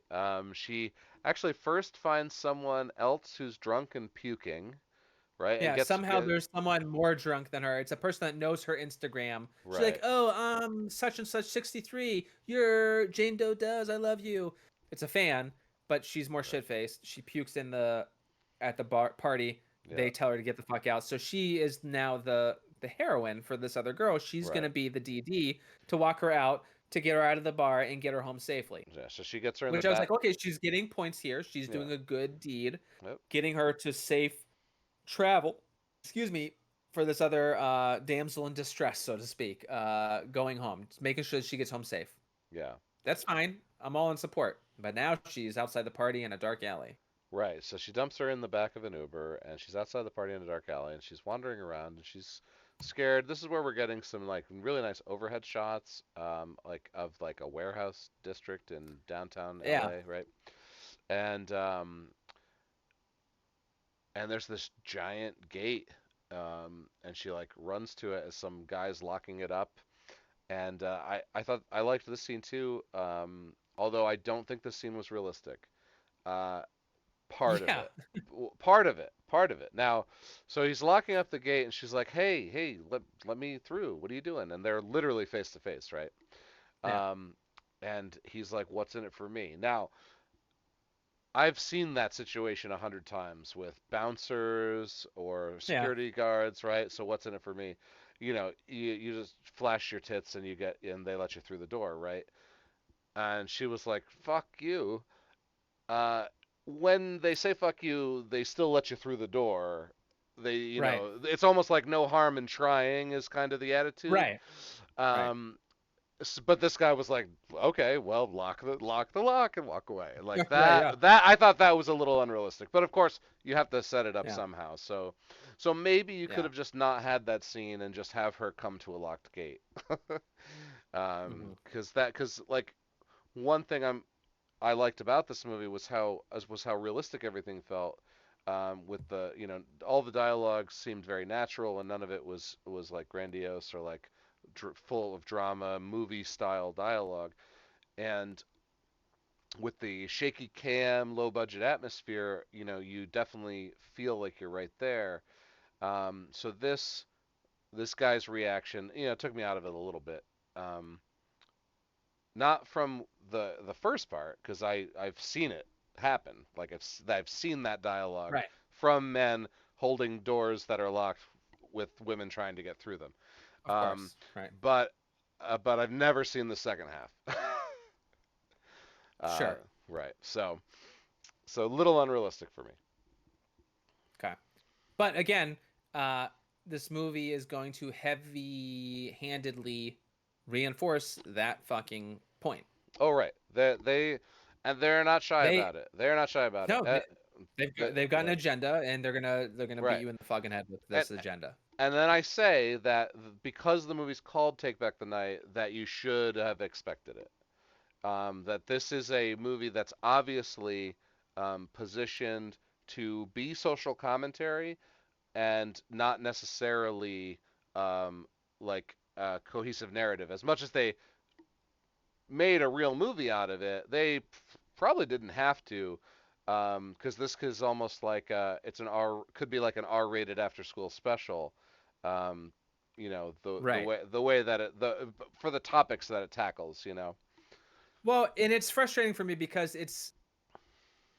I feel like it's an appropriation of a social movement, of a meaningful, important, impactful movement, Right. It's an appropriation of it to heighten their own fame or um, publicity of as a filmmaker or an artist. Like I think that it's a disingenuous attempt to utilize something and to be a part of a conversation, inject your own voice into the conversation uh, of your art, and the only I think that they care about what they're saying, but I Right. think that it's more of a I don't think that it's as good intended Yeah. as they I would like to believe. yeah, I definitely get your point, and I would say that we just don't know the backstory, right? Like, we, if Well, he, I've read a little bit, or I heard a little bit. I heard G. Elliott talk about her and Emma Fitzpatrick. G. Elliott was at like a brief in law school or with other lawyers or in her other job, and she was listening to deposition or something in regards to these different kinds of assault cases and how cold and harsh and disgusting and fucked up it was, where the onus is on the victim, Mhm. not on the perpetrator, Yep. and all these things. And it really built up all of this like frustration and anger, rightfully so. And so she wanted to deal with this in some kind of way, or to bring a spotlight, or to process it. And so she was somehow was related to meeting or to knowing Emma Fitzpatrick. So they started conversing about it, and they both kind of like were led to want to create a piece that spoke to this disparity in this idea of victimhood, or blaming the victim, or of empowering women to have more agency in this occurrence that happens so fucking much. They wanted to make a standard to say something, and they didn't know how to do it, and so they thought the drama would be too heavy, and ultimately that an allegory with the monster would be the best route to do it, but also couch it in something else so it still could be a kind of fun horror film. Right. That's the impetus that I was able to see through an interview that they did with Popcorn Frights, I think they called it. Which I Okay. will say, the fucking title cards that production company had at the beginning of the movie were sweet. They were like all old '80s type style title cards for Popcorn Frights, like the whoever was releasing it. I think it was Popcorn Frights. I don't think I'm misspeaking. But they were sweet. Okay. Would love to see more of what they're doing. It stuck out to me. Okay. It's not important. It's just something fun. Well, if you want to talk about the allegory for a moment, I had a small conversation about it.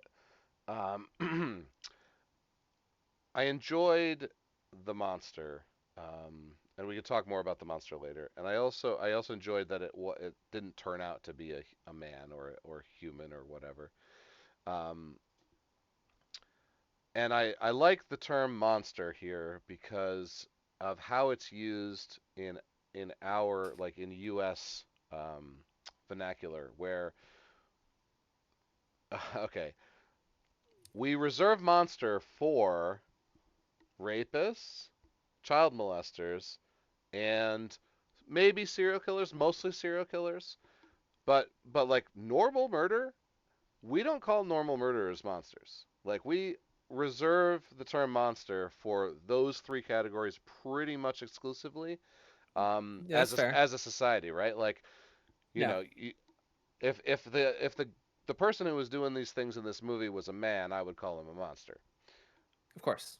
The 17-year-old kid who robs the liquor store and shoots and accidentally kills the cashier, I don't call him a monster, No. right? So like there's a like that term itself has weight, which is another thing I liked about this was the tagline "Monsters are real." Um, you know what? Hashtag monsters are real. Yep. Well, I mean that's the word, and I really enjoyed that about the movie as well. Hmm. I think that it's just this movie is trying to do both of the things, and it can't do And they both of the can't do things both, right? because they're at odds of both of those things. You can't make it an allegory using a monster and not believing it, but then also be about sexual assault and believing women when they're assaulted. And because in real life, it's about men. And also sidebar, and we're not going to make it about it, but like men are also victims of fucking assault. Right. Sorry. Right. Nicki Minaj just fucking put it on blast that she raped some other fucking backup dancer or whatever years ago. Yeah. So, but you can't do both because it if this is a monster movie, everything that's going to happen, because we're about to get to the monster, everything that's Yeah. going to happen, I'm going to see it as the lens of it's a monster attack.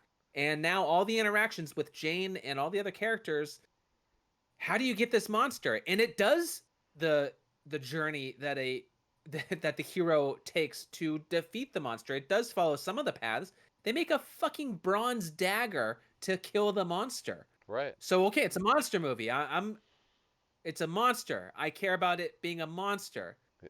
But then the movie's also still trying to say, no, like this is about assault. And you got to believe that this happened to her. And it's like talking about how that's about women and sexual assault and not believing them. It's like,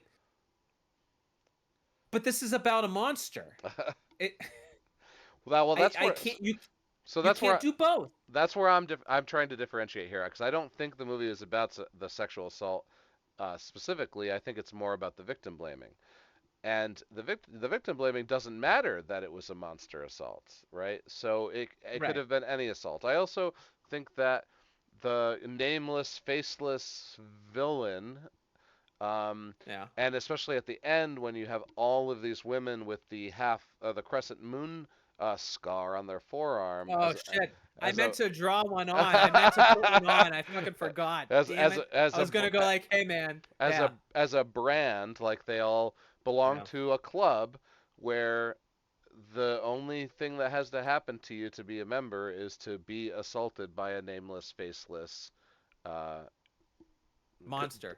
doesn't matter because they're never going to get caught because the victims aren't believed they tell their story, and the onus is put on them to prove the guilt, Well, or they won't investigate it. That's the biggest scene in the movie when the police officer says, I can't run the DNA unless you give me proof of the assault. You have to yes. And I prove that this happened in order for me to investigate it. It's the opposite of how our society should work. and right, and yes, and I that's understand. I yes, it that's so fucked up. I yeah. know. But there's got to be another way to Okay. convince people that a monster fucking attacked you. Be explicit. Say, Sure. "Hey, it looked like a human shape, but it had fucking claws and there was smoke and and be more specific about it Right. cuz even the investigation, the detective finds something questionable, but then they just let it go like because of the other stuff that came up, and it's like I don't believe that. Yeah. If a detective found this thing and was like, "Wait, what the fuck?" It would have more things would have happened. Yeah. I The character would have done more to make the case. yeah. And the fact that other details were omitted in the deposition, the interrogation, or the collection of events from her the Yeah. night of the sort of gaps in the night, like just fucking say what happened. Okay, but okay, let's go one step further though, right? So she and victims, right? They have through trauma, post-traumatic stress, they can they don't remember, right? They don't remember Right. exactly. They only remember bits and Yes. pieces. The incident itself, which we are about to discuss, she's paralyzed. Now, yes, okay, we are led to believe that the monster had some kind of paralyzing agent about him, or about Mm-hmm. it, I should say. Yeah. It. But but in that situation, these people can be paralyzed with fear. They're just stuck Yeah. there. They can't fight back. They can't run away. They are just stuck there, and the thing happens to them. So, as we're saying that this monster is a metaphor, yeah, okay. So this monster is a metaphor for the nameless, faceless attacker, right? And all these women who have this crescent moon scar, they all Yeah. have nameless, faceless attackers. It doesn't have to be a Yeah. monster. And maybe it even isn't a monster. Maybe that's just how she remembers it, how her brain, just like puts it together in her mind. Yeah, but it can't be both. It can't be floating. You got to say it's one thing or fucking other. As a filmmaker, you have to take a side uh, and I, say that is it allegory or isn't it? right, right, right. And and I guess the thing and I get the blanks in time as the victim. It all makes sense logically that during that initial interview she wouldn't be able to recall all of the things that would help convince or convey this monster, quote unquote, to authorities. Um, but by the time the second interview is taking place and the detective is bringing up all this other shit that now makes them question you as a reliable narrator to your story, maybe then you just be honest about, yeah, I did that, but that wasn't what happened afterward. Be vehement. You have to be like, and I get it. You shouldn't have to be your own advocate, but you're there alone right now, and just fucking speak truth. Right, right. And And people are afraid to bring up that they were using drugs to a police officer, even if right, they're trying to report a crime that happened, in right, timeline adjacent to drug use. right. Okay, and that's fine. But then guess what? They can't. What can they do then? Right, What can they do with that information? Because they don't have any other information. There's nothing else to go on. right. And so, okay, so let's just talk Well, about well, because we're going to get into hold, the movie. hold on real quick. So Yeah, maybe that's another point of the movie is that hey, not just ladies, but hey, victims, just tell the truth and tell your whole story, because the only way this is going to get better is if everybody does that right away. Don't wait a day, don't wait an hour, don't think about it for a week and talk to your mom and your best friends about, hey, this my boyfriend raped me, should I call the police? No, you fucking call the police right away. And if yeah, I know. everybody did that But every single, so maybe that's another point they're trying to make, is all I'm saying with that. I don't think it's a point they're trying to make because I don't think that they want to put that ownership or that weight on the victim. The victim shouldn't have to do all of the jump through hoops is what they would say. I Well, don't think that that's what they want. I don't think they want that. And that's the thing. Like they want their cake and they want to eat it too. This is a very difficult, shitty thing. But like at some point, you have to help guide them in the direction that things have to go, and someone has to be brave enough to do it. And if it can't be you, then maybe there's someone that you can confide in that can be that advocate for you and can help you on that crusade. Fuck. So let's just talk about the all event. right. She's in the alley after the She's in party. the alley. Uh, We're she's we're hearing noises. we're still only 10 minutes into the movie for you guys I know, listening. but things are going to speed up because we're already talking about other events in Yeah. the interviews. Oh yeah. The attack takes place. She's looking back at a dumpster. There's flies that are surrounding her, Yep. and you don't really see what happens then. But you see like a dark shape kind of hop out of the dumpster, seemingly, or behind the dumpster, and it Yep. goes after her. Knocks And her then you might not down even see the attack. It knocks her down. I don't know if you see the events that are occurring then, or if you see them as flashbacks while she's while describing it she's. to the detective. Yeah. I can't Yeah. recall, That it might but have it doesn't happened that way. matter. It doesn't matter It doesn't matter because. because you see the monster grab the wrist. The Yep. monster puts the brand on the wrist. Yep. She's paralyzed, like you described. It constantly shows her feet and her legs squirming as if there is some sort of a. It seems as if there's some sort of a sexual penetration that is. You're led to believe that. Yeah. And you see the monster's hand over her abdomen. Now, this is where I'm saying. I feel like this is where it's like sort of open to interpretation, but you think that there's actual like There, there is, sexual there is because activity? there is because she says there is in the next scene, and I missed it, and I had to go back because I was like, wait a minute, was she What does even she say? so during the rape kit interview, Right. oh no, right after the rape kit, the first thing she describes to the police officer, she says right? She says Yeah. he She stuck does? she says he stuck something hot and sticky inside.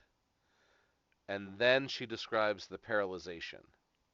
Huh. So that's when she became paralyzed. So that's the only indication that we get to. I question whether or not she actually said he, because the detective makes it a point to say how you keep referring to Oh, it, right, not right. Oh, she. okay. Oh, so maybe she says it. So, Okay, so she says but it. okay, so even Yeah. still, but does she? Is it maybe being elusive to the slit in her abdomen? Then that maybe that's what Oh, she's talking she about. doesn't talk about those cuts until later in the interview.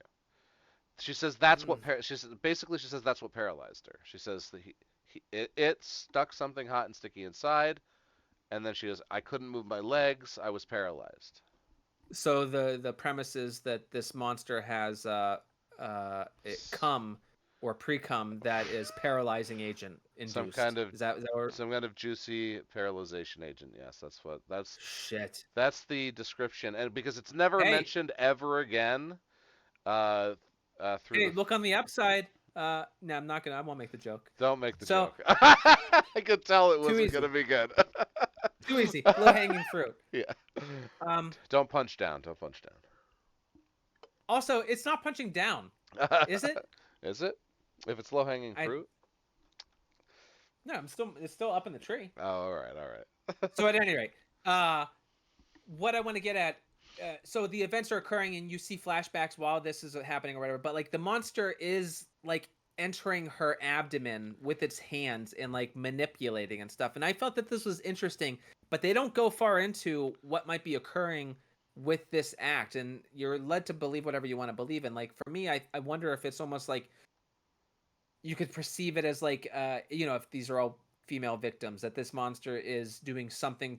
It's like penetrating or impacting like womanhood, whether it's utero type involvement or the womb as like a symbol. And like for me, I never thought that any of this was like a vaginal penetration type Yeah, sexual assault thing. I thought this was really just a monster attack. It did the wrist thing, paralyzed them, and then like did the slit stomach their thing. stomach and just Now, like fucked with their insides, yeah, whether it's for whatever purpose or not. That's yeah, all that I saw. I never saw it as like a sexual thing, because again, that is what takes it away from a different kind of assault.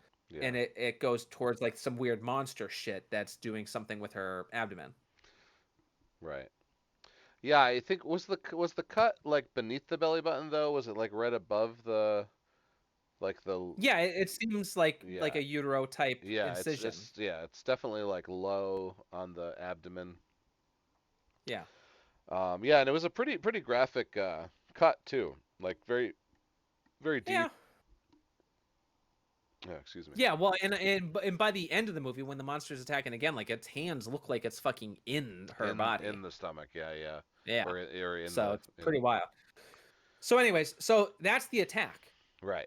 That's that begins all of this. She stumbles to a hospital. She's covered in soot, like she's bruised on her eye. Her side of her butt has a Yep. giant bruise on it. She's got soot, black stuff all over her feet, like it tainted her or something, almost like made her like sickly almost. Yep. It's weird, her extremities. Um, and then they do the kit, and they have the interview, and she's obviously, and the detective is on her side, more or less just listening. She understands she might not know Right. everything, and she and it goes from there, right? Yeah, yeah. So um what's cool about this interview too is how sympathetic the detective is, right? She's there for her. Here, She yeah, wants to help right here, and but then it changes very quickly, and I think that's more like like police commentary on our justice system, and less about the other stuff. yeah. Um, So yeah, so I this feel like this this is movie's gonna trying to we're this gonna we're gonna movie's trying to say a lot. we're gonna drag this out for a very long time if we don't try to like Oh to sure. quicken up how we want to get to some of this. Okay, And so I don't want so to, because we're early on to the plot. So yeah, yeah.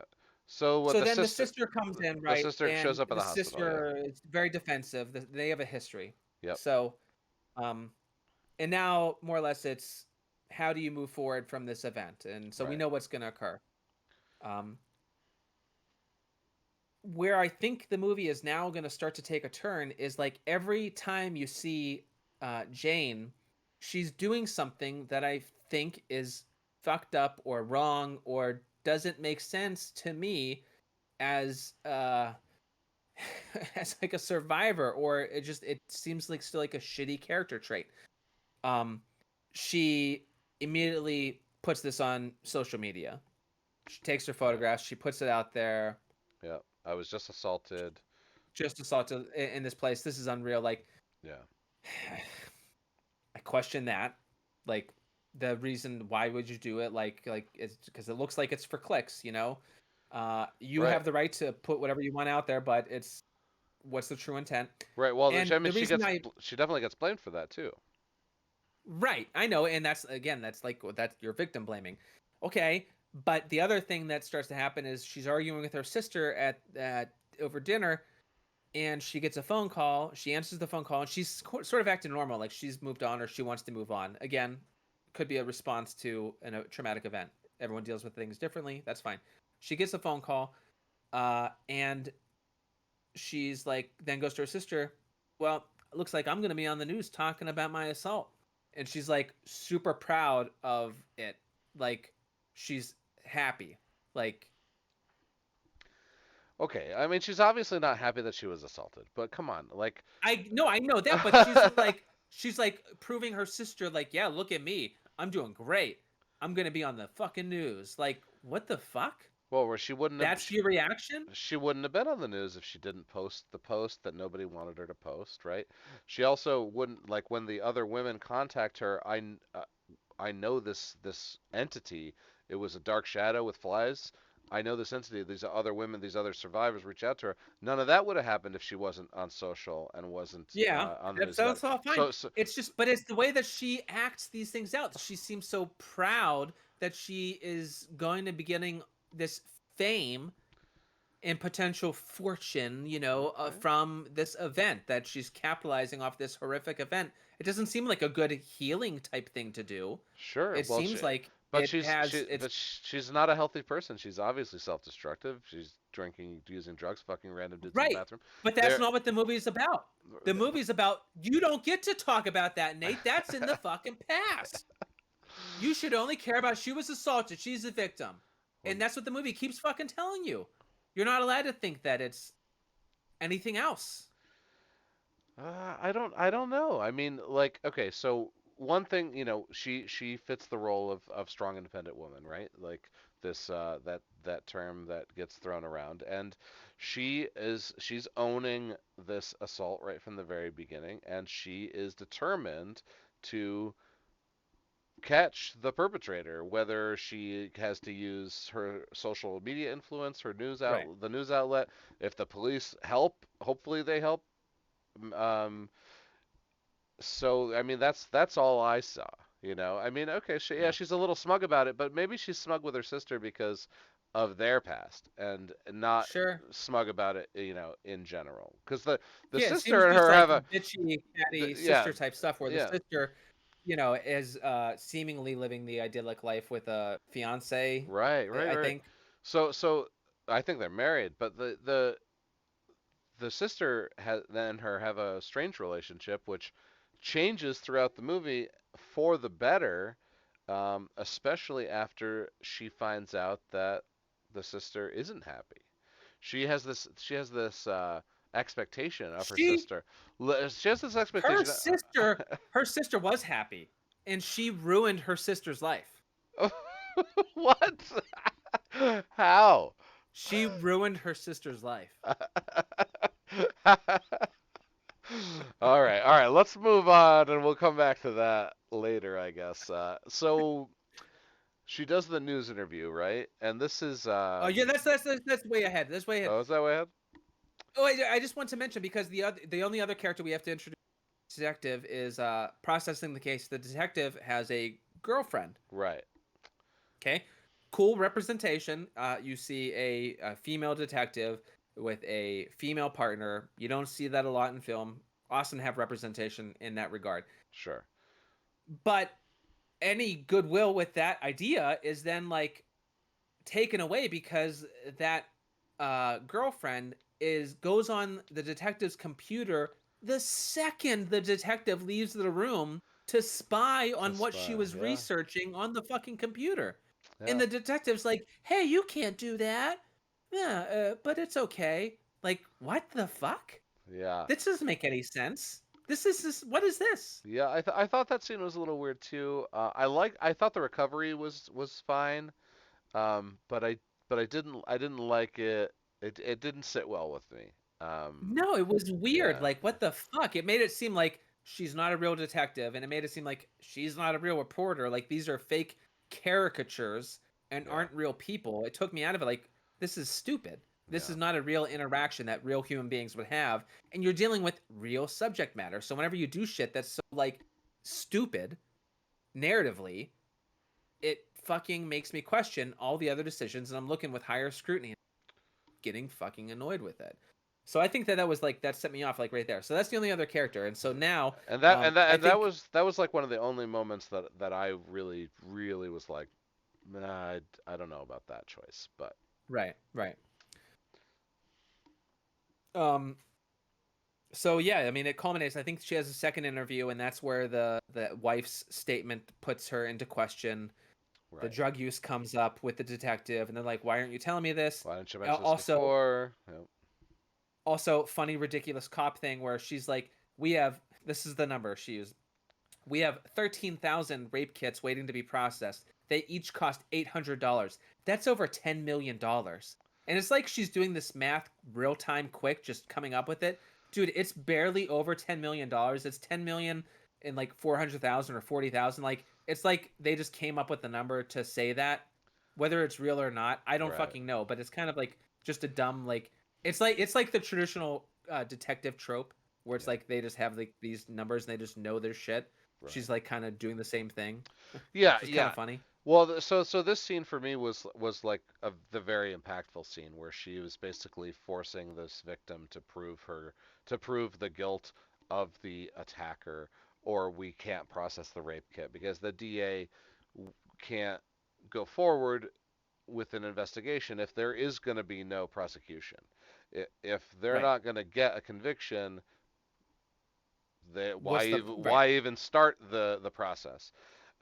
Which I think the answer to why start the process is that's how you get the conviction. By starting Yeah, to I know, and investigate it's crime, you will solve crime. I know right. it's a bonkers theory that I have, but And like, and I don't want to like, I don't, but you can see where, as an authority figure, they're stuck with the framework that they have to abide by, and so she wants to, but oh again, yeah, she was undermined oh because those things are revealed. yeah, Her investigation is now undermined because she finds out about the drug right, use. She finds out about the past. yeah, She blaming it, wanted to research it properly. yeah, She was doing the beat. She walked the fucking ground. She found the cloth, seemingly, of the monster, and they never talk about it. right. It's like she was doing the legwork of a detective and found something out, but then they just don't even pursue it as a thing because they'd rather talk about victimhood. Well, she couldn't pursue it because she was shut down by for budgetary constraints, which using that as an excuse was a fine excuse because we know that Well, in the United it's real States, life. in the Yeah. United States, the Army can play laser tag as a training exercise, but we can't process 13,000 rape kits in the city of Los Angeles, Right. right? So we know that that is a bigger issue. And once again, here's another, social commentary message from the filmmaker, which isn't necessarily a bad thing, but they are stuffing a lot into this movie instead of like just it being about victim blaming. They're like, oh, it's about victim blaming. Oh, and it's about the moral high ground in permis or in like a adultery situation, and it's also about about spending, about about like where our tax dollars go. Oh, and it's also Misappropriated funds. Mr. Yeah. Yeah, So, but like the thing about it though, because it's a monster, it's not a man, yeah, and because like you have to take it at face value. They're not like alluding that she sees this shape and it actually is a man. They're pretty clear, like it's a fucking monster, yeah, literally, and so lean into it. And as Jane is there now and she's being confronted with this other shit, if she's confident enough to gloat about going on the air to talk about her story in the next coming scene, then in this moment she should have enough empowerment of her story to say, a fucking monster attacked me. This was not a human being of this world. It was some crazy, weird fucking monster. I've been researching online and there's other people that have seen this fucking thing. We have to figure out what the fuck is going on. Right. To which And she then to which and she to which she probably the detective probably would have had her committed. Like, there's a scene where the sister Googles on her phone how to involuntarily commit a family member. well, And yeah, but okay, but that's the other thing. Like monsters aren't real. it, right, So I can't put myself in that position because that doesn't really happen. right, Like so if you're saying it's really a monster when characters are reacting as we would in real life, yeah, we're not going to fucking believe you because monsters aren't fucking real. right. So that's where it's like the signals get mixed and what you're supposed to feel, you're always like conflicted like but what is it? Where am I going? And what am I supposed to do with what you're telling me? Like I get it. Yes. Right, right. These Well, things are bad. These things exist. These disparities are there. But you're just I knew this already. right. But None I of mean, this is new. None if of it is interesting in a new artful way. You're just telling me it. yeah, Like you said, it's an after school fucking special. yeah, it in the the horror movie's clothing. And I mean, as far as I'm concerned, it's done well. And as far as you're concerned, it's not. So, uh, to the monster thing again. Like, what? This is how she experienced it. The nameless, faceless assailant. Uh, I, you know, Alleged. alle- alleged. Yes. Oh shit. Where were we? We were just talking about the second interview. You wanted to get we were just talking about the second interview with the detective where she was more or less saying like Oh you're right. fucked like you So you have my the yeah bad past and my we have nothing to go off of. right. My point with the and this might be another problem for you. Um, Uh-oh. so we eventually. I know it's we're skipping ahead, but that's the point, right? Fuck it. Yeah. Yeah. So we eventually get to she's so pissed off that no one's listening to her that she demands that they give her a lie detector test. So we get the lie detector test Right. um, voiceover from the beginning, and she's walking down the thing, and we know how this ends. She steps in front of that train. So she gets to the bottom, and she steps in front of the train, and she gets pulled back. And she looks down, and it's an arm, and the arm has the tattoo, the crescent shape on it. And Yeah. Yeah. the camera comes up and it's another woman. And the woman Yeah. says, "I believe you." Yeah. And then it cuts and she's gone. And now she can't find her. She's gone. Okay, so now we have a couple things here, right? This could be this could be all in her head. This could be the spirit of a victim. Uh, the, it's really just down to those two things in my mind, I guess. Um, It could be all these things. There's two. okay.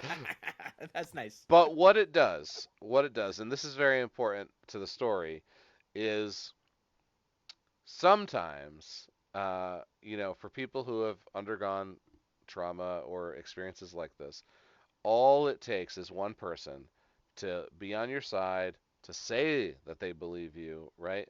To get you motivated to, come forward, talk to people, et Yeah. cetera, et cetera. So this is a turning point for her. She thought all hope was lost. Hope was lost to the point where she was going to jump in front of a train, and now, thanks to this phantom victim, she has this idea that there are more people out there like her. um, she can move on. And this is also the point where I think the next interaction with the sister also turns and starts to believe as well. Um, I can't remember what convinces the sister, but I think it's more Um, victims. I think she finds some online or she meets one in person. oh right, Yeah. yeah. The calls. No, it shows up. Yeah, she's going back to her house, and the woman shows up, and you're like, and or at the door, and she's Oh like, right, is Jane in there? she's like, Yeah. you know Jane Doe does like, Yeah. and she starts telling her my story, and look at all these other women that have this same scar, and they disappear after 3 days. I feel like she's in danger. Yeah. I don't trust. It's for her to.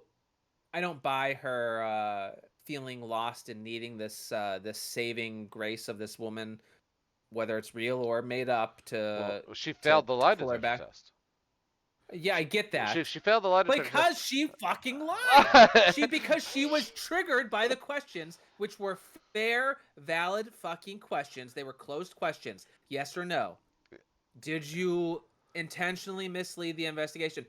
Yes, you did. You didn't tell about other things on the thing because you didn't want to get in trouble for it. You have a reason. It's fine. That's okay. You didn't want to talk about drug use because you didn't want to be in trouble for it. You didn't want to say that you had sex with a guy earlier because it would impact your believability with sex when you didn't want to have sex with someone else. That all makes sense, but just honesty and truth, and it'll somehow get there. She got triggered by the results of it, so she probably went off on a handle because every time she's confronted with someone questioning a little bit, she flips the fuck out, and it's like it's unfair that anyone has even shadow of a doubt when they just want clarity to what happened so that they can follow through in a intelligible way for themselves. You can't just take everything at face value whenever it seems like nonsense. You have to find a way to navigate it yourself. Right. And Right. if it sounds crazy, like even best friends, like, okay, what you just said sounds fucking crazy, man. So I'm gonna ask some questions so I can help, I can process it. And those questions might piss you off, but it's the only way that I can get from where I'm at now to where you already are at. I need to navigate there. You had the experience, I Right. didn't. I have to find a way to get there. Right. And I mean, I think they're just pointing out that it's not black and white, that it's hard to remember, Yes. or that it's hard to answer those questions, or that because the situations are not cut and dry. They're not black and white, Right. right? It's The all you know, nuanced. But that's but the end thing is believe women. no, it's believe the victim. I'm pretty sure, and yes, men are victims too, Uh, but statistically, the victims are women of more often course. than not. Um, But there are a handful of cases where mistruths have been perpetrated on men that where they had not done anything wrong. That like that's so that's true that too. also occurs. That does also occur, I don't and want to I don't that's want to muddle that. And again, yeah, the hashtag not all men. I'm not an apologist. I'm not doing whatever. right, Fuck, I'm just saying all of these things are in here and that has to be taken into account. It can't just all be cut and dry. Like you're saying, like the black and white. This is a very nuanced type thing. And it can't just be this happened. Okay, go get him, and he's locked away. We did it. Like there's more to it than that. right. All right, so Okay, she she goes to the news station. yeah, the news station. Okay, she goes to the news station. She thinks this is her moment to shine. Everyone, come watch me on the Right, fucking news. I am gonna drop this shit. And right. the reporter flips the script on her Yeah, fucking quick. and starts hitting her with all the hard questions about her mom's battle with mental illness. Right. So like Um, this is what happened to her mom right. then. What happened? Do you remember? So the mom was committed after trying to drown her in a bathtub. Yeah. Right. Yeah, and then When she was 14, I think they said. yeah, And so so yeah, that psychiatric hospital and she probably died or did whatever. who knows after that, but we know that Yeah. that is in Jane's past, and Right. and that's traumatic experience too, and that can Oh, lead to all fuck yeah. sorts of things like becoming an artist or drug use. A narcissist, egomaniac. Yes. All of those things. Becoming an artist. I thought that was funny. Well, yeah, that too. Yeah. Um I do think that the paintings were kind of cool that we saw earlier. You don't see any of those throughout the rest of the movie. And in fact, it's funny too because anytime a movie something with like an artist, I always look at the setting that they're in. And I don't know the scene where they're having Chinese at the at the island or the peninsula in her kitchen. Yeah. there's like a kitchen appliance on the background, but in front of it is that dumb fucking wood mannequin posable figure that is in every art classroom known to mankind, as like, Yeah. this is what how you study the figure and how body parts move. And it's like, no real self-respecting artist has this in their goddamn fucking, least of all one that doesn't own a refrigerator, which she doesn't. Figure that one out. Starving artist, paying rent in LA, Right. doesn't have a refrigerator, but is so she's eating takeout at fucking $20 a pop 3 times a Three day, times a day. at least twice a day. Yeah. Yeah. I mean, she did sell Okay, all her paintings, so she probably wasn't starving by this point of the probably film. like fucking 10 paintings, dude. And who? Okay. So It's her first show too, so she does get assaulted a second time, and she live streams it. Is that correct? yeah, this is before the interview with the reporter. It helps to verify that she's true. Yeah, she gets a flat tire on her way home from fucking thing. Right. And this again is a over the beat you. Hey, she is a strong woman. She can fix her own tire. Uh, well, I thought this scene was great too. I don't know why you're. I don't know. Cause it's just so fucking ham-fisted. Like, it's not nuanced at all. It's well, so yeah. I mean, it's not. It's okay. I got it. I wouldn't call it. It's not subtle, but I mean, it's also not. It might not be trying to tell you that. It might just be showing Yes, it you is. someone Yes, it's who. trying to tell you that. No, it. I think it's just someone who has a popular Instagram account using it to. I'm gonna fix a bad tire. I'm gonna do it live. Why not? I have to fix it anyway, right? No, it's People who paint are painting on Twitch live right now. We're twitching this live right now because we're gonna do it anyway. So why not to show it to the world? Um, yeah. so anyway, so she starts changing the tire. And she's senses the flies and the Yeah, no and the and the blackness and noise, right? She gets a tire changed and like locks herself in the car. right. And she's like, "Did you guys see it? I fucking told you. Didn't you see it?" And they're Yeah, like, "We didn't see shit. What are you right. talking about?" And she's like, "Oh no, they don't believe me. Oh, Yeah, poor me. I No wrote one believes me." I wrote down two comments from this live stream from Okay. the viewers. Yeah. Um, I'd still hit it. Those Those titties titties though. though. Those titties though. Um, and then another one. She's fucking crazy, just like her mother. Um, I, I mean, you have to laugh because the absurdity of it, but also I'm cynical. That's right. real life, No, no, that is real life. Like that and comment, it's fucked up. that comment is in every single thread of YouTube with videos with Yeah, women who are attractive who are well or endowed. not attractive. Oh, yeah, right, Any of it, they're gonna right. say it. Like, they're like, "Oh, it's this weird woman just like taking her kids to school." Oh, them titties though. Like, Still, yeah, it's this was about their kids' graduation. What the fuck is wrong with you? yeah, It's there. it's there. So I thought that was nice. It was a nice little flavor, throwing that comment in there, and then of course the just the more doubt, like doubt from her followers. Yeah, a couple people in Yeah, there. I believe you. I'm with you. Um, yeah. but I think a lot more negative than positive, and that's just another fact of life is that for every like one person who's going to support you, you're gonna have 10 people out there throwing rotten fruit, right? Okay, but then okay, so then again, uh, this brings me up that book that I was talking about, that I was telling you about before we started. The idea that there is a generation of youth, or young adults, newly minted adults, that are so attached and connected to social media and find such validation in existence through their visibility and encouragement on this digital platform, that that's the only way that they can survive, or that's what is really supporting them and making them go on, and they need it, the self validation.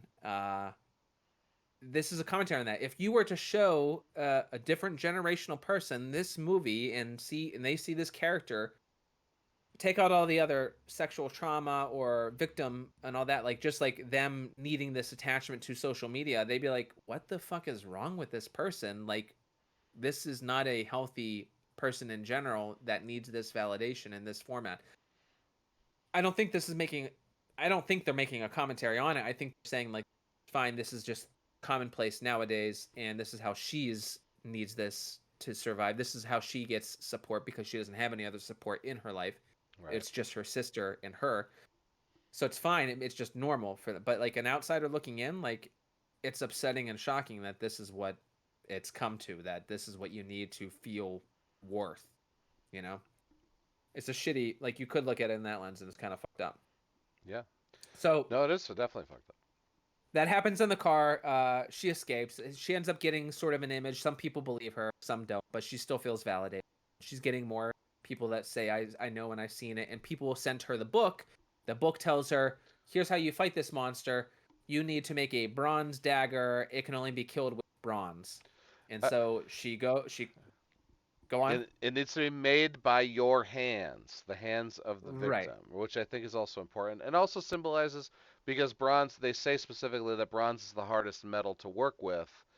Um, that's the metaphor is that the only weapon that you can fight with is the hardest weapon to make in the world because you have no weapons. Like you have no weapons against the nameless, faceless attacker in Mm-hmm. the in instances of crimes like this, and I think that's why they chose the bronze dagger minted by the hands of the victim. Right?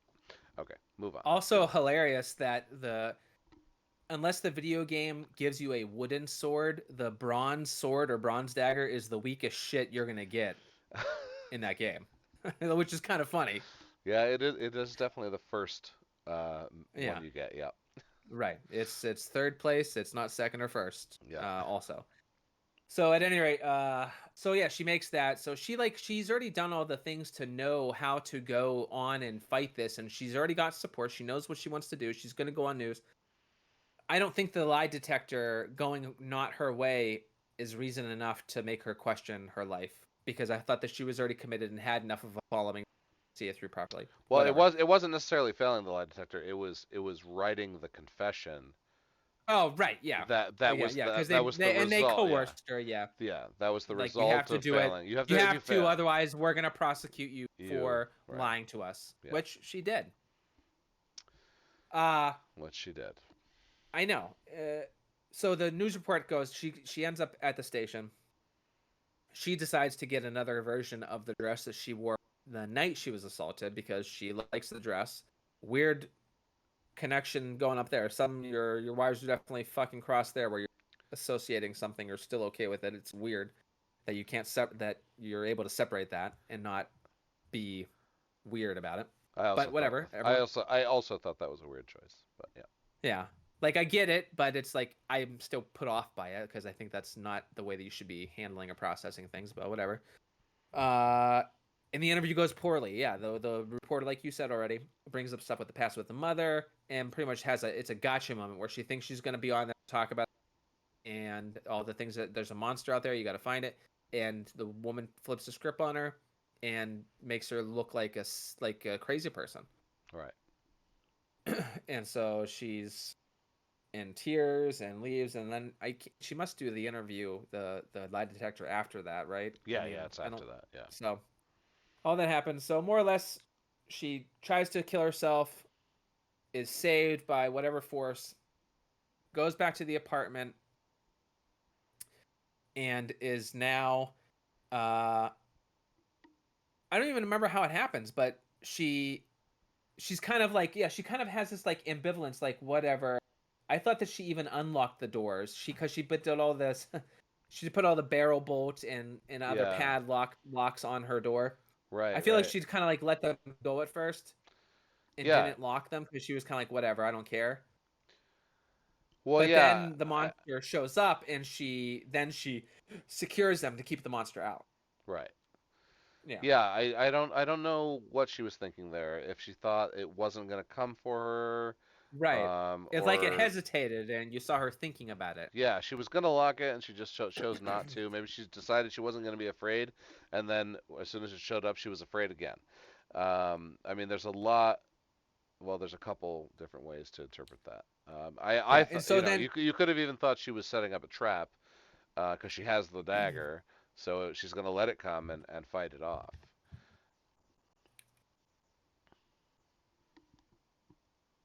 getting toasty.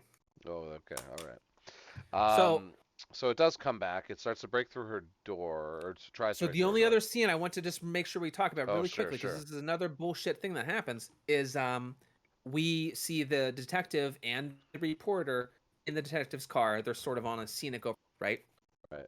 And this is another moment where you see how shitty the reporter is as a human being. She pops champagne because she's like celebrating my big fucking night that I've got tonight. Guess what? We're celebrating. And the detective's like, "Could you make it a cop?" She's like, well, arrest me, officer." Like, like, how is this detective with this fucking awful human Yeah, being? yeah, What the fuck? And then she starts showing the video, but then she shows the video of her dressing down Jane on the air at her fucking report and like doing the video report of in her house and saying how her mother was did this and that and it's just like it's a what is it called whenever they just like they break someone's character assassination type thing. It's like that. There's another word yeah. for it. It's not a fluff puff piece. It's something else. But that's what she's doing. And then she starts more or less getting down with the detective right then. Like the detective is just like, okay, whatever. The detective has a change of heart Right. and kicks her out of the car, which Yep. is also insane Yeah. because You can get a bus you're for kicking her. yeah. Yeah, You can get a you're in bus the middle of nowhere in 5 the minutes fucking that way. dark on a road late at night, and you're covering assault victims that happen to find themselves in the exact situation that you just left this other woman. Yeah. What the fuck is wrong with you? So she's now on a route to leave to go back to wherever, seemingly to maybe go check on Jan. I can't remember if she thinks about Right. something or does. Oh, Yeah. you see, oh, this is you see she or someone has the scar. I think there's a scene when they're making out or doing something. And I think you see a wrist, and I think it's the detective's wrist, and I think that the moon scar is on her wrist too. Am I making that up? I think that that happens. Oh, maybe it was it on the reporter's wrist? Because I mean, she never sees One Jane's of them. scar. It's one of them. I It's don't one of know. them. I can't. I think Okay. you. I thought it was the detectives. It doesn't matter. The Doesn't detective matter. leaves. Doesn't So if it lives. cut back to the Assume cut back to the to most go help. amazing climactic fight scene ever in Jane's apartment. All right, all right. It's a cat So and mouse chase, man. it's And not detention, you're on the edge of your seat. okay. So it's breaking down the door. She climbs to the highest peak in her apartment, is trying to break the glass ceiling. to- Look so at that. here's some more commentary with some really bad CG on this one, because they CG'd Oh, the yeah, the all the glass. glass the glass breaks. Um, Yeah. but that's okay. They probably spent it all on the monster, because the monster didn't look so bad. So she And breaks. the door being like Oh right, impacted and everything. yeah, That was that pretty was cool that looking. was Like I pretty mean, good the way too. that it was coming at the door, it felt like a violent force was coming. I was like sold. But then whenever they start to like, I see her punching at the window. I'm like, she's going to break through the glass ceiling. This is lamest fucking thing I've ever seen in my life. Well, How she fucking stupid. she had to get How out on of the her nose does that apartment be? somehow, Who Rodney. and there's no window or catwalk. The only way to get out is the goddamn fucking Roof, glass the glass ceiling. uh cupola type thing that she just so happens to have a fucking 8 to 9 foot ladder sitting underneath. Yeah. Well, it was a metaphor, Rodney. Yeah. It was Okay. another one. It was another one. All Okay, right. So she so gets on the she roof. she She is well, evading. hold on. She's not quite there yet. She the thing gets through and grabs her leg and tries to pull, and Oh, right. she stabs its arm with the bronze dagger, to which the arm pulls away. It was affected by this bronze dagger, so we have Mhm. that information now. She gets onto the roof. It obviously continues to chase. Um, and they're fighting, but she's losing. It's a very quick fight. She because she drops the Oh, well, it dagger. happens quick. She hides. She's hiding Yeah. in the greenhouse. The thing is like playing a cat and mouse game where it like slices the plastic to the greenhouse Right, and then right, it like right. tears it off, but she sees a barrel right next to it. And so, oh, flashback. Oh, hey, remember whenever we talked about her mother drowning stuff? Hey, spoiler alert. We're going to do it again and recreate it at the culmination of the movie because it has more weight to the act. So she hides in the fucking tub Yeah. like a goddamn hobbit or a dwarf trying to leave the fucking elves in Mirkwood.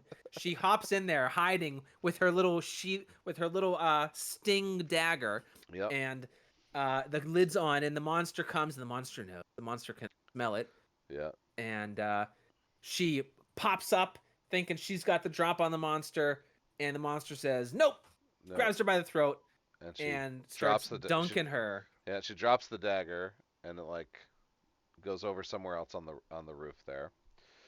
And I'll yeah. be honest, I wanted the conclusion of the story for her to drown right here. I was like, this could be impactful, maybe because it bookends the trauma with the mother, and now this monster. Maybe there's something to think about with the mother. Maybe there's other thoughts, but you don't get Uh long to think about that. I do have to agree a little bit that if she did die because no one listened to her, Right, that the message, kind of would gets be sent. more impactful. Right, Yeah, right. But I do like the route they took anyway for a different reason. So anyway, so it pulls her out of there, or she jumps out of yeah. It there. pulls I her don't out, know. and it like glues its hand to her head, and it's dragging her over It's straight. to then do the same kind of assault that it did the first night. Right, And this is where it's really in her abdomen fucking right. around, and she has the same thing. She's paralyzed. Just realized she Same kind of reaches thing. for the bronze dagger, but she can't get to it. Can't get it. And then out of nowhere, Rodney's favorite part of the movie, Yeah. you hear the cop. No No, means the no. gunshots. Oh yeah, Yeah, she, gunshots. she shoots. Boom, boom, boom, boom. And then she No gets means no, closer. motherfucker. And she just shoots it The a bunch more times. stupidest fucking. I laughed so hard at how dumb that was.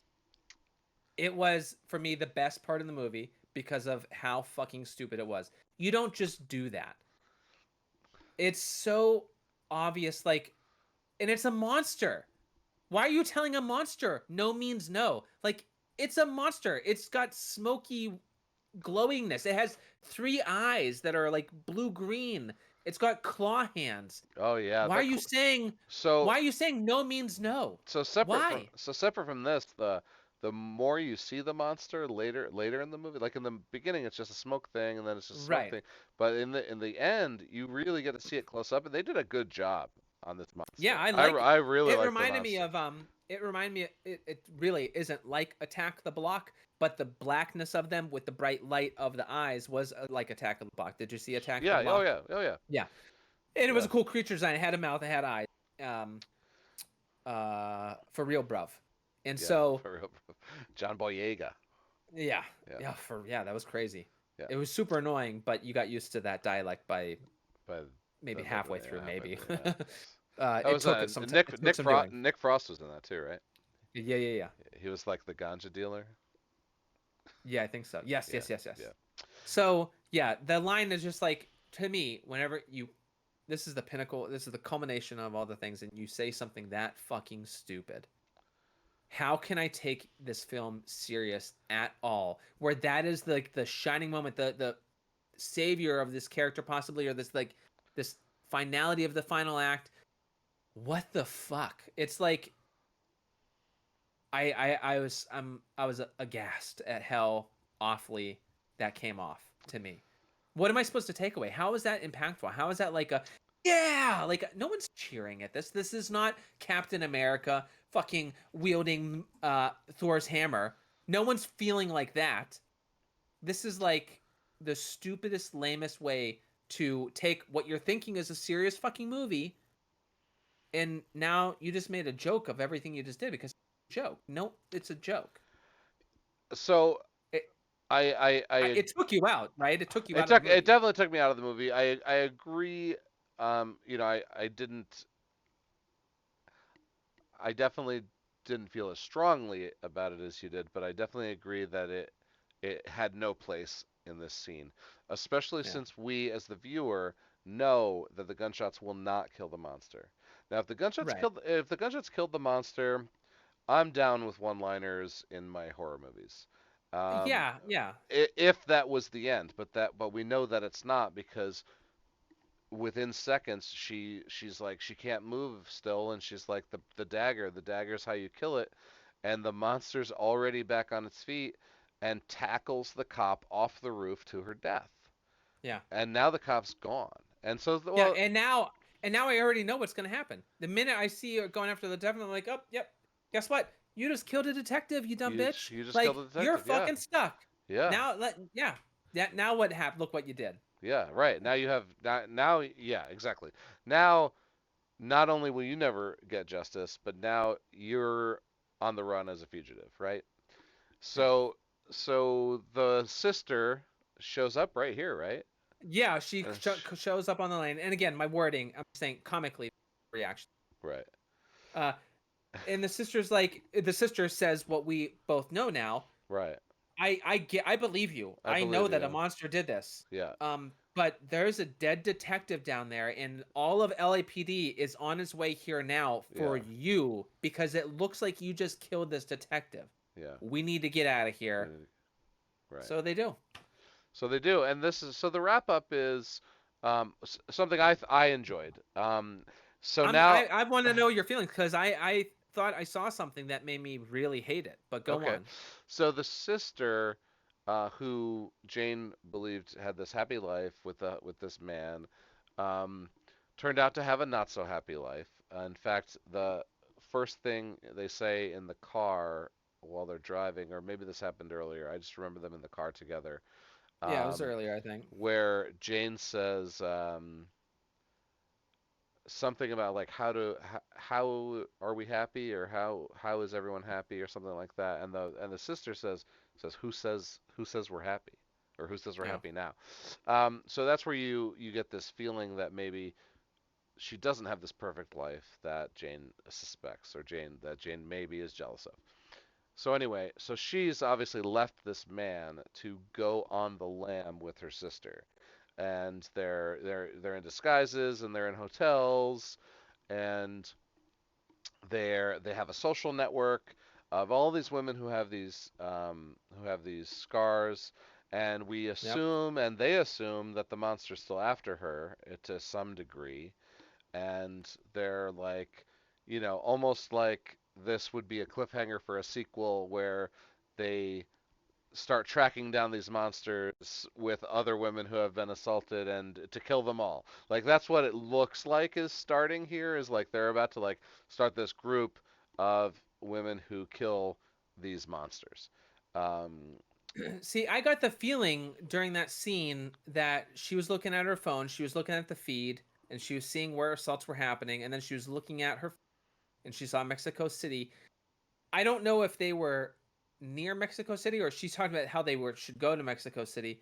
It to me it looked like the monster might have been following them mm, and they're like we have to go soon and I don't know if that was like the cops are gonna be are tracking them down and that's why they have to leave or like the monster's following them and so like in my head I'm like if the monster I hope that they're not trying to communicate that the monster sort of tracking them down and now they have to go to another place to get away from it because if that's the case the monster is just terrorizing a whole line of other women while they run and don't deal and confront with dispatching the monster. So I don't think that that's what they were trying to say, but that's kind of like how I interpret the way that they were saying. But yeah, regardless, if they're just trying to like go to where it might be that to solve it, you think yeah might be what that, they're trying to do. that's what I thought. I thought, oh, it's in Mexico City. Let's get there but as quickly as we can to kill this monster. but I don't think that that's what it is to be honest. I think they're running away from the monster or the authorities and it pisses me off that this is the conclusion because they both the Jane especially have this kind of like oh well like we're fine we're doing whatever together crazy and It's whatever. Like what? Like I guess. I mean, But what? again, the sister in the pool, when the sister Jane, rather, when Jane is in the pool, she has this expression on her face, like she's like, I don't fucking care. I was a piece of shit, starving artist that didn't have a fucking life before, and I am now too. So I don't fucking care. Whatever. I'm just wandering through life, and things are happening to me. I'm along for the ride. I'm a passenger on my own life. Is what like her expression communicates to me, and her attitude. And Well, and to me, okay, it's just like in whatever. that moment maybe, but then she says, we got to go to Mexico. That's where he is." Yeah. And also, right, the repaired relationship with the sister, and the sister is now out of a, a potentially trapped kind of You're situation where projecting. You don't know shit about the fucking relationship. I think that I she know just that she she doesn't felt like it. she's trapped now. Yeah, She she's felt definitely so trapped now now with she's with trapped her now sister. Yeah, because her sister was so fucked up that she had no choice but to fucking bail on whatever life she was going to have to try to save her own sister's which fucking life she didn't because even like. There's a scene with the where she's trying to sell that house, and you can tell that she hates her job. So she yeah, I was, know. yeah, I yeah, know. She wasn't happy, but like I don't think shacking up with your psycho sister that's a goddamn head case and on a in her own monster fucking head hunt, about everything. on a monster hunt. Okay, in summation, Yeah. take back the night.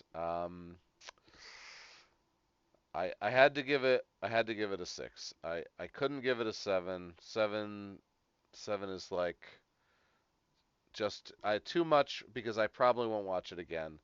But in the 6 slot, I'm saying that if any of the subject matter you want to see, um, for whatever reason, doesn't matter. I suggest go see the movie. It's definitely worth it.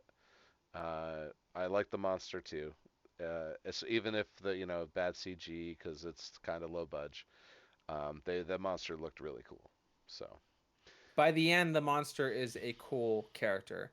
Throughout the movie, though, it's kind of too vague and not interesting. right, it's very hard Uh, to make out. They don't so really materialize it. this film is gonna.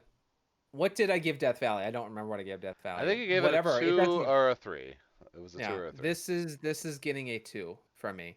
I think it's so on the nose and dumbing down what it's trying to communicate. I don't think it's artfully done. There's redeeming qualities. I think that the main character, for the most part, is doing the role well, but production value is really not great. There's intermittent sound quality. The cinematography has something to be wanting for most of the film. There's moments where it's good. There are, but the dialogue, the narrative, the over the topness of certain things that they're playing serious. For me, it's on the shoulders of a serious subject, um, and the only reason, or it's on its coattails. It's the only reason it's being shown or anyone's talking about it is because of that subject matter. If this was just a film about a monster in general that didn't have all this other commentary, no one would give a single fuck about this movie. And just because that commentary is in here doesn't mean that now it's important. Okay, like I care about this kind of commentary. I want to see film talk about shit, but it should be a good film too. You know, movies that are impactful or stay with you are ones that can say something, but also are good films. This isn't a good film. And just because it's about serious subject matter doesn't mean that it is good. And I've seen a lot of this lately, like where it's just because you're a certain kind of person or you subscribe to a certain kind of beliefs and you make something, just because you're in a non traditionally represented area or subject matter or person doesn't mean that instantly you get a spotlight on you because you're not represented enough. You still have to make a good product. And this wasn't a good product. Well, I will say that they didn't want to make a drama and they made it a horror movie, and I think they still could have made it a horror movie if it was a man, and if it You mean wasn't directing? no, if it was a man instead of a monster. I'm just fucking around. Yeah. uh, and I'm sorry. I'm sorry. I don't and mean that it. and I truly believe that if it was just a mortal man stalking Yeah. this woman, Yeah. that movie would have been better. Yeah, it Um, would have been cool. uh, yeah, Because then you could because and it, you there definitely was a it, disconnect. Like I'm not saying that there's not. right. Um, It's just ju- it's talking out of both sides of his mouth, and yeah, it and dealing with that subject matter is just you got to do yeah, one or the other. And right. Yeah, I mean, I give it a six because I liked the subject matter. I liked how it was presented. I liked the monster. Is there a disconnect? Absolutely a disconnect. Absolutely. Should it should it have been just a man? Probably. Definitely would have been a better film. Um, I also I think I agree with their choice of making it a horror though, and not just a drama, because I don't think a drama would have appealed at all. okay, so did you ever see Promising Young Woman? No. You still haven't seen that. So Yeah. if you want to see a movie that tackles in part some of these topics, go watch Promising Young Woman. If you think this is a six, Promising Young Woman is a nine or a 10. Okay. It is. It's not horror, but it's a great fucking movie and it deals with these kind of topics. It's Carey Mulligan, Bo Burnham, I think is the other one, and it's fantastic. These kind of topics can be addressed and done in a very artful and creative way, and this just doesn't do it, and it's frustrating. Like it's fine. Like I watched it, it was entertained. I got laughs where I shouldn't have got laughs, but it I don't think it's a good first showing. uh I like the ambition is there. They want to do something, but like it's like in when I was in school for art, there were certain people that would create artwork that utilized certain kind of subject matter through whatever media, photography, paintings, drawings, whatever. But because it's about this, instantly you have to have more respect or reverence of it because it's dealing with a very difficult thing, and it's like, and it's just because of that. It doesn't matter that it's a good piece of art, that it's well done or crafted or anything like that, because it's dealing with, let's say like slavery or something, and Right. it's a portrait of. You got to be careful. You can't talk about it in a negative way because appreciate the awareness or understanding and dealing with the difficult topics of slavery or whatever the fuck. Right. This is like that, and that's why for me, I have been through so many people where it's shitty work that's talking about serious stuff, and you want to find redeeming qualities, and there are some. This at this point, you're an adult. You should be able to handle the subject matter more maturely in an artful way, not the way that it was here. So it's like it like annoys me more so, I think, because of my past. Right. All So right. Well, um, so what do you think about next week? Have you thought about I don't next know if week at I don't. all? Well, shit. I did a little. Okay. Um, I turned up Are we this. gonna? Oh, Oh, go we're gonna ahead. go see Morbius. We're gonna see Morbius. Oh, are we gonna see Morbius? No, I don't think we are, and Uh, especially not that everyone seems to be shitting on it. right, right. I came across a movie called Hunting Souls. Haunting or hunting? Hunting, and then um, there was another one called Nameless Days. Hunting Souls. Hunting Souls is the story of an American couple who are dealing with the hardships of caring for their sick child. They discover that they are being hunted by a demon. Yeah, Um, yeah, it's. I don't know. Oh yeah, The name. kids I'm not gonna say. Yeah, It's yeah. Nameless just Days had a higher score like yesterday. It took one day and it's already like through the floor. is Numi Rapace's "You Won't Be Alone" gonna be showing in either of our theaters this? Ooh, does it come out this week? It came out technically last weekend. Oh, I haven't looked for it again since we mentioned it. no, it's not. No, okay, It's not in my theater anyway. yeah, All right. Well, so we got Night's End. I gave a 5. We both gave it a 5. Yeah. yeah. Take Back the Night. I gave a 6. You gave a 2. Mm-hmm. Um, So that and averages to a 4. that averages to a 4, which it's like a 3.7 on IMDb, and I think Yeah.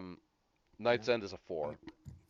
Um, yeah. so they're both in the same kind of So ballpark. collectively, we have made it. We have been the proper aggregate. So it's a Yes. good thing I'm here. Otherwise, there'd be some grade inflation. Yeah, exactly, exactly. Um, so don't forget to like, comment, subscribe. Check us out on the YouTubes. We've got some shirts on Etsy. The Twitter, definitely follow the Twitter for news, and of course, that's where we'll be showcasing the next two movies when we finally decide what they are.